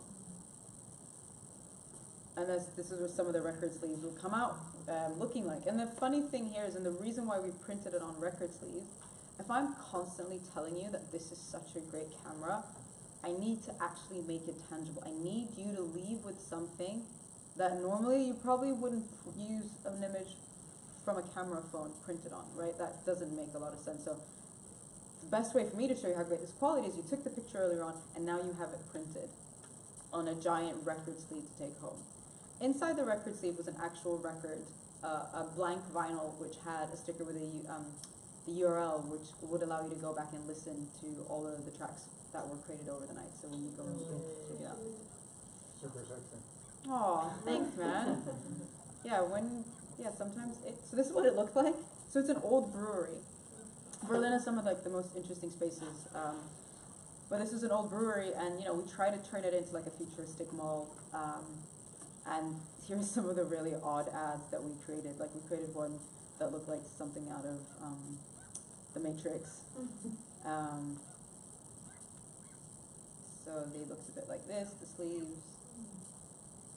Oh, that's my little old team. What was that? That's the path. Because you come in and it's like in a basement. So you'd walk through that. This is kind of what it looked like before it was destroyed. And this was inside the room where you would record. You can see the floors where you could change the color. So that was the infinity room. So everywhere you go, you had to interact with a phone. But you interact with the phone in different ways. In one place it's the camera, and one place it's the voice control. This is what the diner looked like. So the diner here, you would arrive and you would need to use a Google Pixel, which were mounted here. You'd pick them up and you would translate. And every station had a Google representative that could help you how it works. This is the really awkward part, PR part, that's my old boss. This is showing, you know, how the press part works. So that journalist, the guy with the he was such a pain. He really wanted to show us up for. He was like, yeah, but what's it actually doing? What's it really doing? He was like a tech journalist, and he was gonna leave, and then we managed to coerce him into staying, and ended up chatting to him for 40 minutes, and then someone else chatted to him. He was really asking everyone the same questions to try and show us up for just doing something without actually having, done the experiment with the AI and stuff. Yeah, he was a massive because take. because we probably had gone into a lot of depth with the tech. I think eventually he was won over. Eventually, it took a long time. Which is also one of the things, like when you delve into tech in general, you have to really do your homework. Even if you're like, well, the majority doesn't really get it, so I'm just going to talk to 10% of it. No. If you want to talk about tech, you need to do your homework. Same as if you want to go in and talk about music, you need to do your homework. So what we get whenever we partner is we've got like journalists who come and, they kind of want to poke at you and be like, oh yeah, for instance, there'll always be music journalists that go to Boiler Room and they go, sell out, look at you partnering, look at this, why would you partner in this? And then we've got really clever music people that can, go straight into that and be like, no, there's no sellout, we did this, X, Y, Z. And that's also always important. So we spent a really long time practicing PR, for instance. So making sure we're saying the same thing over and over again, which is a big part of managing press, is just being repetitive. You've seen it on TV. You just have to stay consistent. Because eventually that will be the only story they'll have to tell. And their job is to tell you've done something wrong. And then same way, this guy and other people come up to Google and be like, when we did virtual reality, they're like, you don't want us to leave our homes. You don't want us to be with our friends. You're trying to lock us up at home. And you're like, no, this is why we did it. And if you're a partner, they'll deliberately go to you, and then they'll go to your partner, and then they'll try to get you to say different things, which is why we spend a lot of time making sure we say the same things. And when we see that someone is stuck with someone for a long time, you can run in to do a bit of rescue work. But this guy is like a particular, and he's actually like a Google Pixel fan, but he loves to come and just like nitpick and complain. But yeah, then everyone also loves free booze and food. So he never left. He kept saying, I'm leaving. And I'm like, you're eating more and drinking more. So this was also, so the press part's really important as well. We've done activations before when we launched the first phone, and we kept it so exclusive. We didn't even include any press. And it was this amazing talked about event for like 2 days, and everyone in Berlin was buzzing. It was like one of the most exciting things ever. 6 months later, you have no proof that this was the most exciting thing ever. No one was there to write about it. Social media wasn't strong enough. And that was like one of the most amazing learnings for me, because that was the first proper launch I did for the phone. I was like, this is sick. I've gone down in Google history, everyone fucking loved it. And we rented an old church out, and we had, we had a lot of art and music performances. We had unique artworks created, commissioned a bunch of young talent to make a lot of stuff, and it looked amazing. But it was a 2-day event with such a limited group of people being allowed to experience it, and there was no press. And in the end, we were like 6 months down the line, it's like, oh, everyone had a memory of that Google thing they did in that church, but had that, again, we partnered with the same guys, so we had an insane installation. Everyone's like, oh, that giant thing. You don't want that to happen. You want the amazing effect of creating something amazing, but if you do not think about your integrated plan, which is, at the end of the day, if it doesn't reach anyone, it never happened. So not to make that mistake again, when we did this, we were really strict about our press rounds and made sure that we got all the coverage that we needed for it. That's what it looked like. Lovely guy. That's Tom. Tom can send you a t-shirt that looks like this. That was the floor. That was the menu.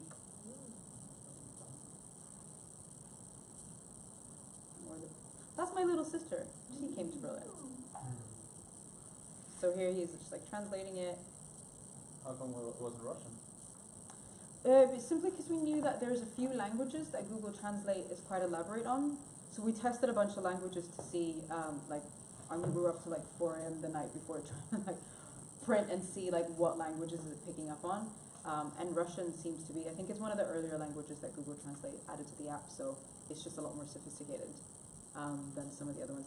And you want a contrast, like as much of a contrast as possible. Like if I put stuff in Spanish, you'll kind of be able to like decipher what it is, and then it's like not as impressive. But again, make sure you really test. Testing is so important.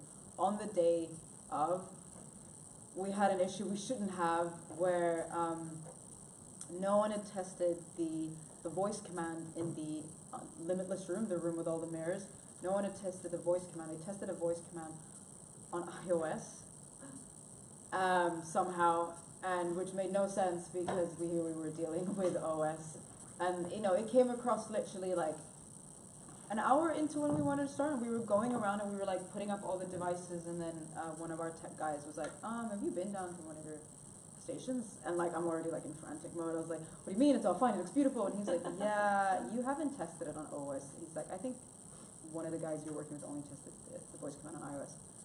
And it was like, we had to go and we had to get our team, and we have a team that's always there on site to make sure all the tech works, but then they had to run to MediaMarkt to buy something, and they had to come back, and it's like, when you have an event that's as expensive as something like that, that is not what you should be doing. So testing is really important. So test, so you don't have to worry about it on the day. But yeah, this is what it looked like. This is the phone.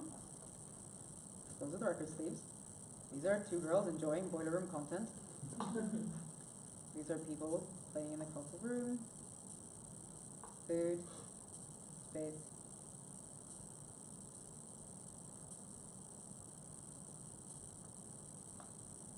Yeah. Now I'm getting hungry looking at those pictures. We had people that danced really well and people got excited. Make sure you pick your guests selectively. But it was really cool. It was also really nice actually because in Berlin when you, okay, I'm going to stop looking through these kids. See if there is any product in here that you, that's my little sister again. My sister's really young, so it was like a lot of fun watching her. There she is again, just now behind the DJ.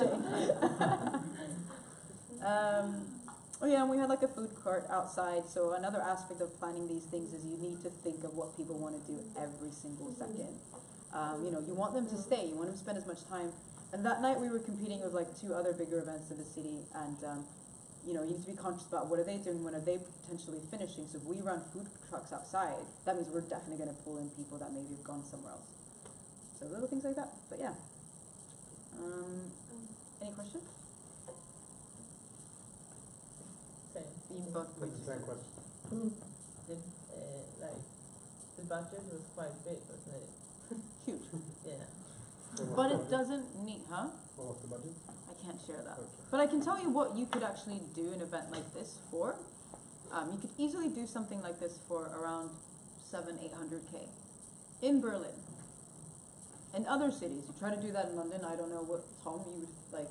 Similar. Yeah? Yeah. But it's all just on hard costs of venue and production and similar costs. What costs is if you don't plan. If you don't plan for shit, things add up really, really quickly. It's never the event space that costs you a lot of money. It's a lot of add-ons. So you got to think of like everything you see in there is rented. So you rent screens. Then you got to rent guys that know how to help you create the content that you see on the screen. And that's a motion graphics person that you need. And that motion graphics person might not be available because you forgot that you needed to put stuff on the screens, and then you bring him in and he'll charge you double the rates or whatever. So if you have a lot of budget, you can plan these things a little bit recklessly, but if not, you can actually get away with them. I say not too expensive, but yeah, most big scale size brands can afford to do these things. They do them maybe 3 times a year or something. A smaller size brand, no way, would not afford, because this is only, I'd say only about 800 just on event. Then you've got the rest of the entire campaign that you need to put money towards. So. Did the event cost anything, or did you give anything for free? What do you mean, for the guests to come? Yeah. No, it was all free. Yeah, especially in cities where there isn't that many people, and every big brand is competing for the same like little niche cool gang of kids. You know, you can't. They wouldn't do it. You can do it in cities like London. You can actually also go ahead to. There's more people basically as well. But in Berlin, it's a big city. It has quite a lot of people, but the target audience that you go for is actually quite small. And it's hard to pull these people. So if you put a price tag on anything, it's quite difficult to get people to go. Even like your average Jane and Joe, to get them to come, it's tough. And brands on that for that scale don't really need to charge, because if you're charging people for something, the exchange needs to be something completely different. So if, for instance, if you're doing a set of concerts, like you can, if you wanted to, if you're running a weekender, like a weekend program, you can maybe charge people like a bit of money to come and see the shows and experience it. But yeah, I think one massive learning is when you spend that much money building something that extensive, make sure you have it open for more than one day. We built it and it was like, it was up at 4 o'clock, it was down at 3 a.m. And that's not good planning at all. It's just not a smart use of resources, and it's a shame because so many people could come and they could enjoy that. Something like that you should keep open for a whole weekend. Yeah, that's that on that. Any other questions? No? Cool. So I hope today was good. It was great. Thanks. Thanks, Tom.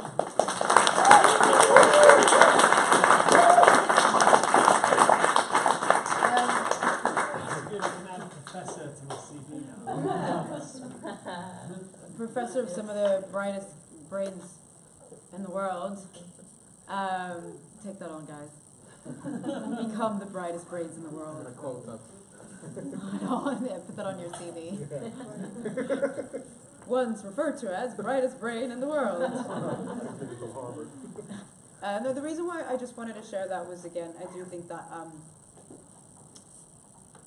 just understanding how an integrated campaign can sometimes work and how much work it actually is. It doesn't always have to look like this. You can also do something really simple. But again, thank you so much for Tom for sharing everything today. I hope that was useful, supporting kind of maybe ideas around how to actually use a lot of really strong audience insight and the difference for when you're doing something for your demographic. Boiler Room lives and breathes within the community that it actually creates and produces for. You can't say that for everyone, but that's something that's really important to do because it works really well. I just wanted to quickly ask, I think we'll finish in about 5 minutes, but how are you guys actually getting on with your research? Because your homework for today was just to do research. Yeah. So who here is like Team Coca-Cola? Let's start with Team Coca-Cola.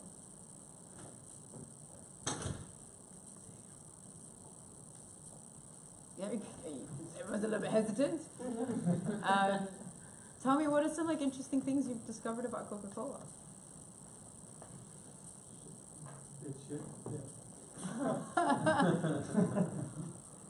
How do you mean? I've seen that, like, apparently you should puke straight away from all the sugar, but apparently there's something in it that prevents you from puking. What? Yeah, that's fucked up. And they still have coca leaves in it.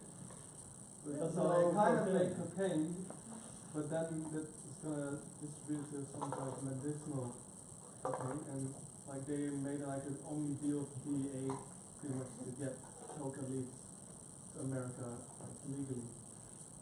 Oh yeah. My god. How about you? I got a newly appointed CEO.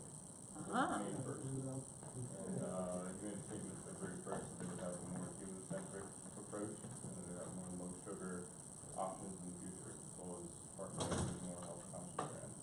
Very interesting. There we go. Is he like a young guy or something? Where's he coming from? In his 50s, I think. That's young, I guess. Maybe. Because everyone at Coca-Cola is 70. I mean, what's the average age of the CEO? Probably around their 50s. Depends on the company. If you work at WeTransfer, you're going to be 22.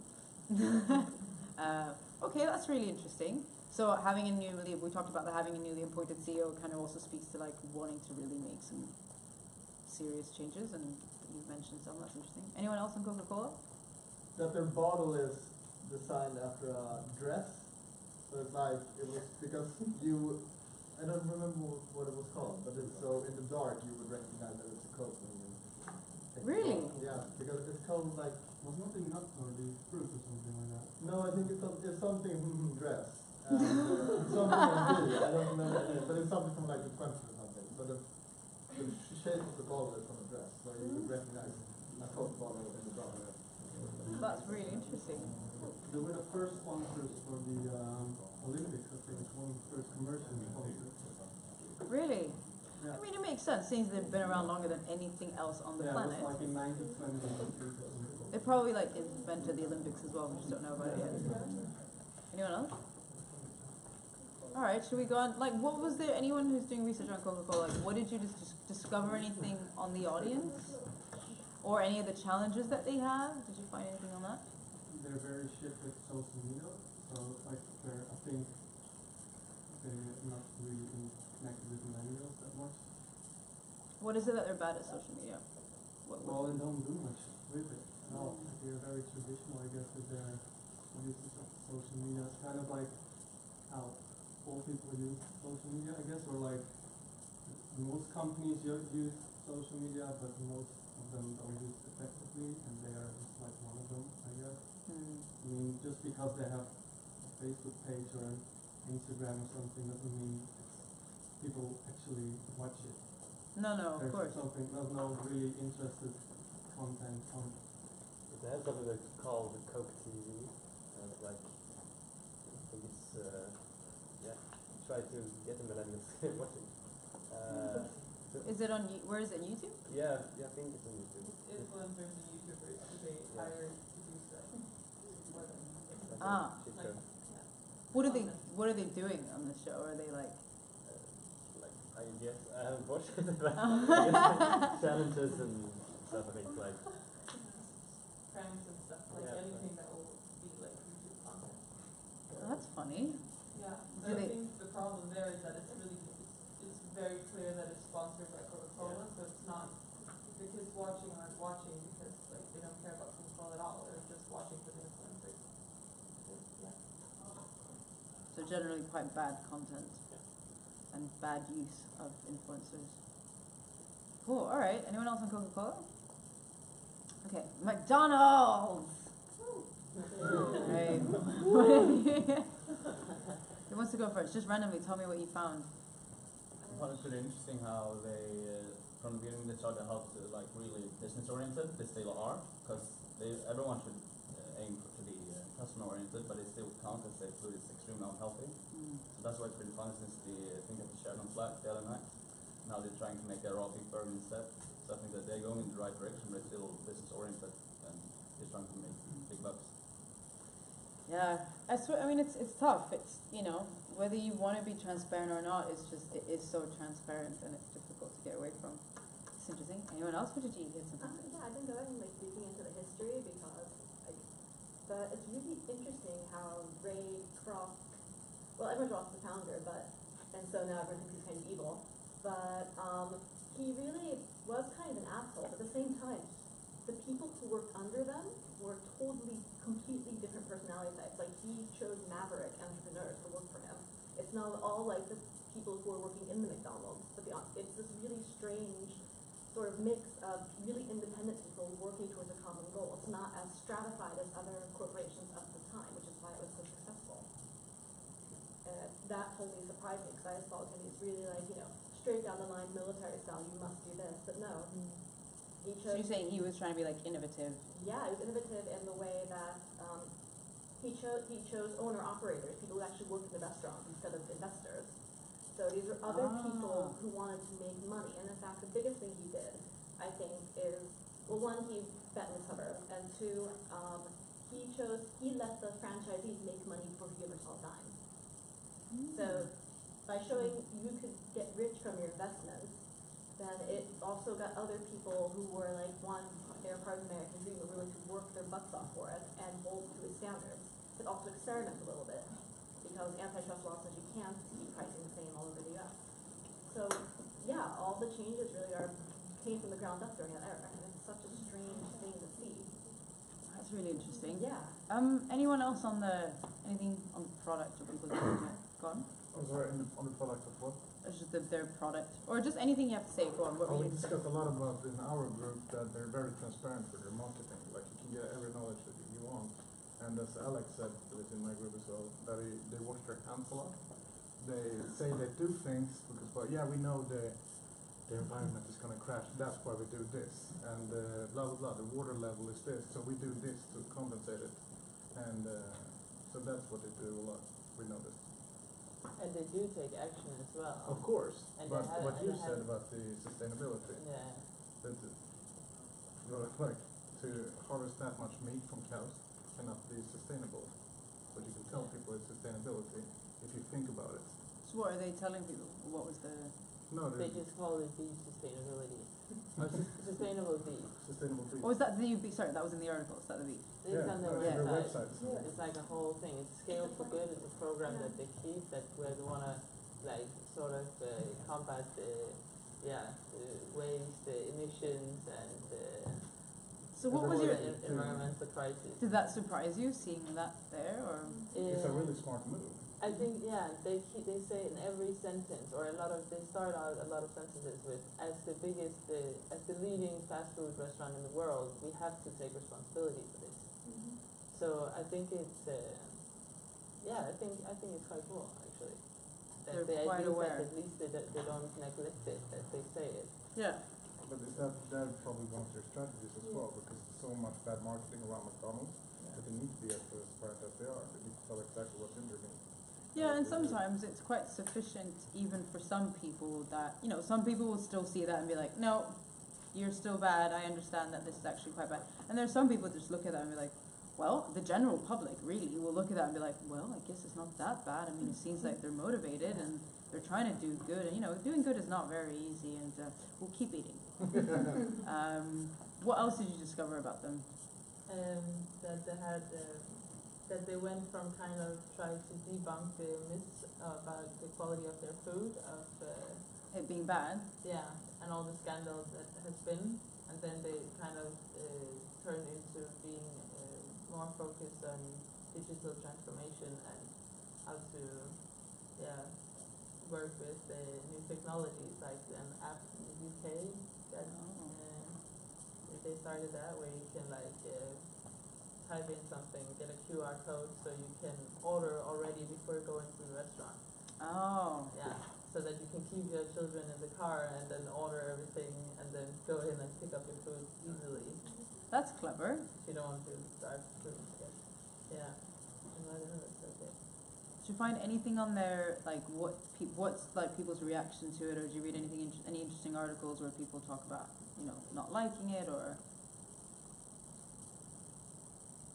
We're doing that now. Okay, cool. That research part now. In general, it seems like they're just struggling because people are more health concerned nowadays and looking for healthier alternatives, and also they want more flexibility around their burgers. But so there's also San Francisco. I think they made like a build your own burger station. Oh yeah. Yeah, because in smaller fast food restaurants you can actually structure your own burger, do your own burger, or tell what you want, if you want this mayo or whatever. I don't know. Which is it's cool, but I mean, if you think of it, that's a completely different process, and it'll defeat the purpose or whatever that statement they have on their website, where it's they're very proud of having this really fast, was it a uniform model?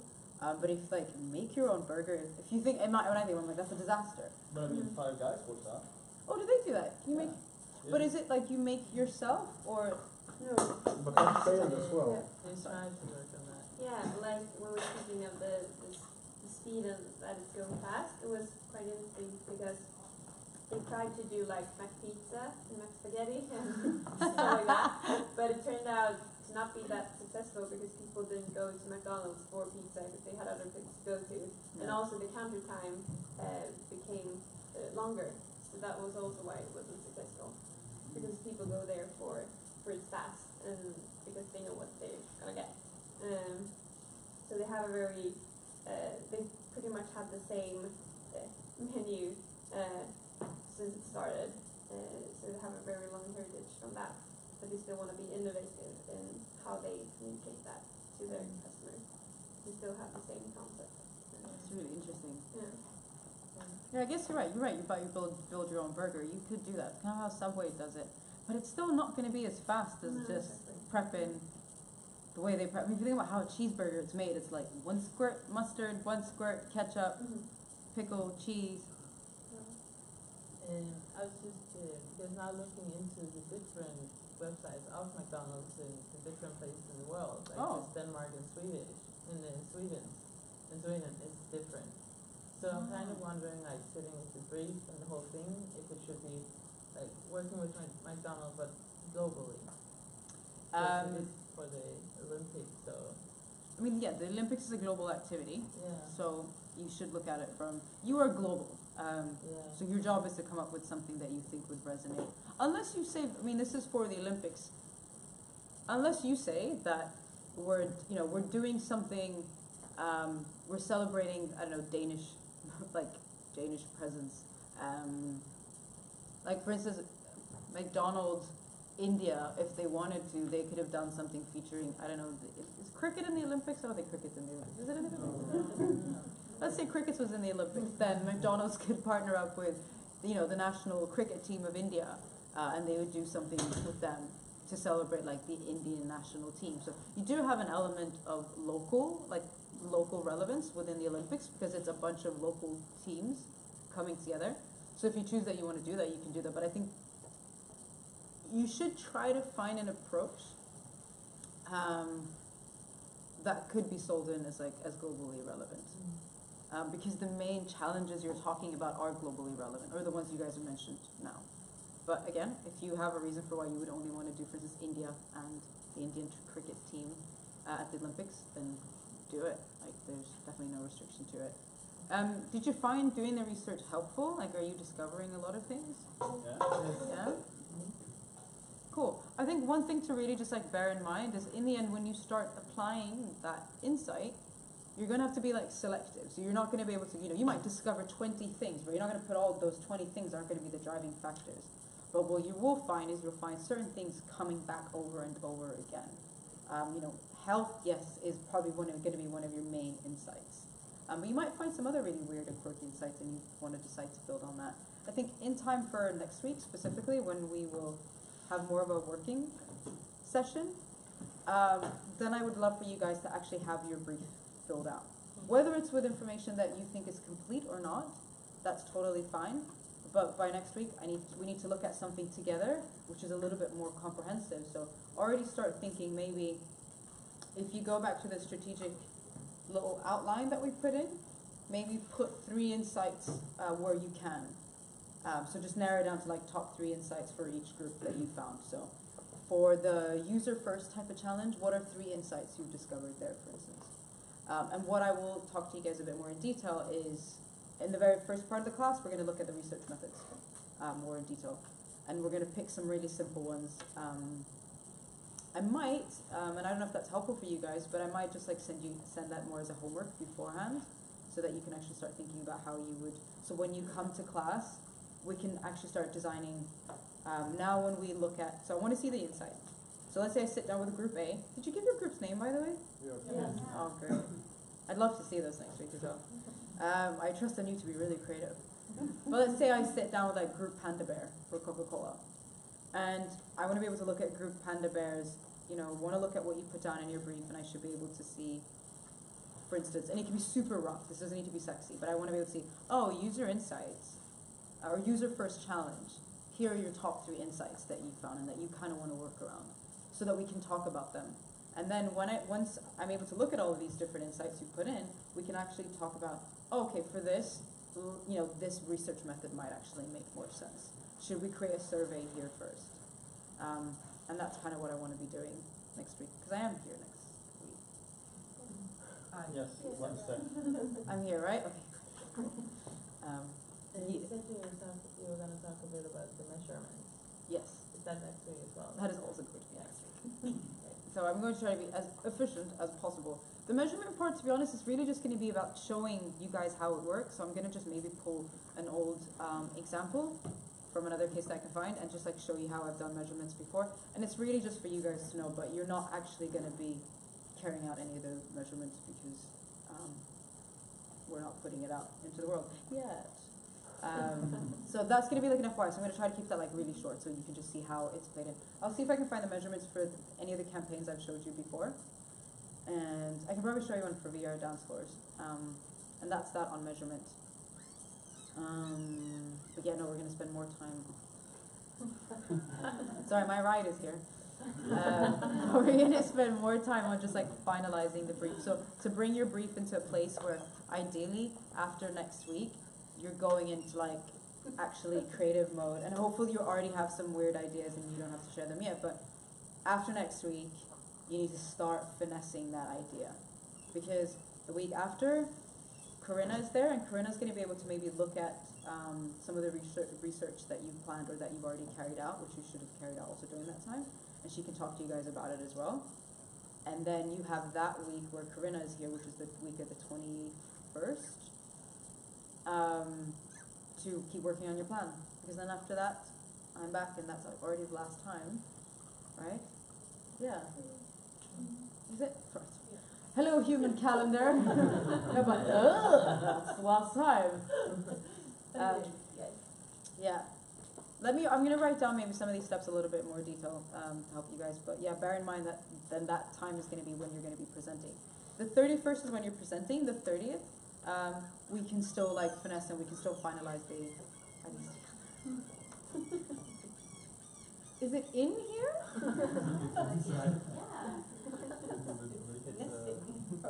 Yeah, it's making a little chateau de pigeon in there. Oh, all right. Does that make sense? Yes. Do you have any other questions or anything you didn't like or you felt was like, oh, I don't feel comfortable with this, or no? And why is that? Because you are, what was it, the brainiest? Right, the smartest, the most intelligent people in the world. Yeah, that's something like that. That's what I heard. The biggest brains in the universe that we know of in here, in this room right now. Okay, cool. That's it. Thanks.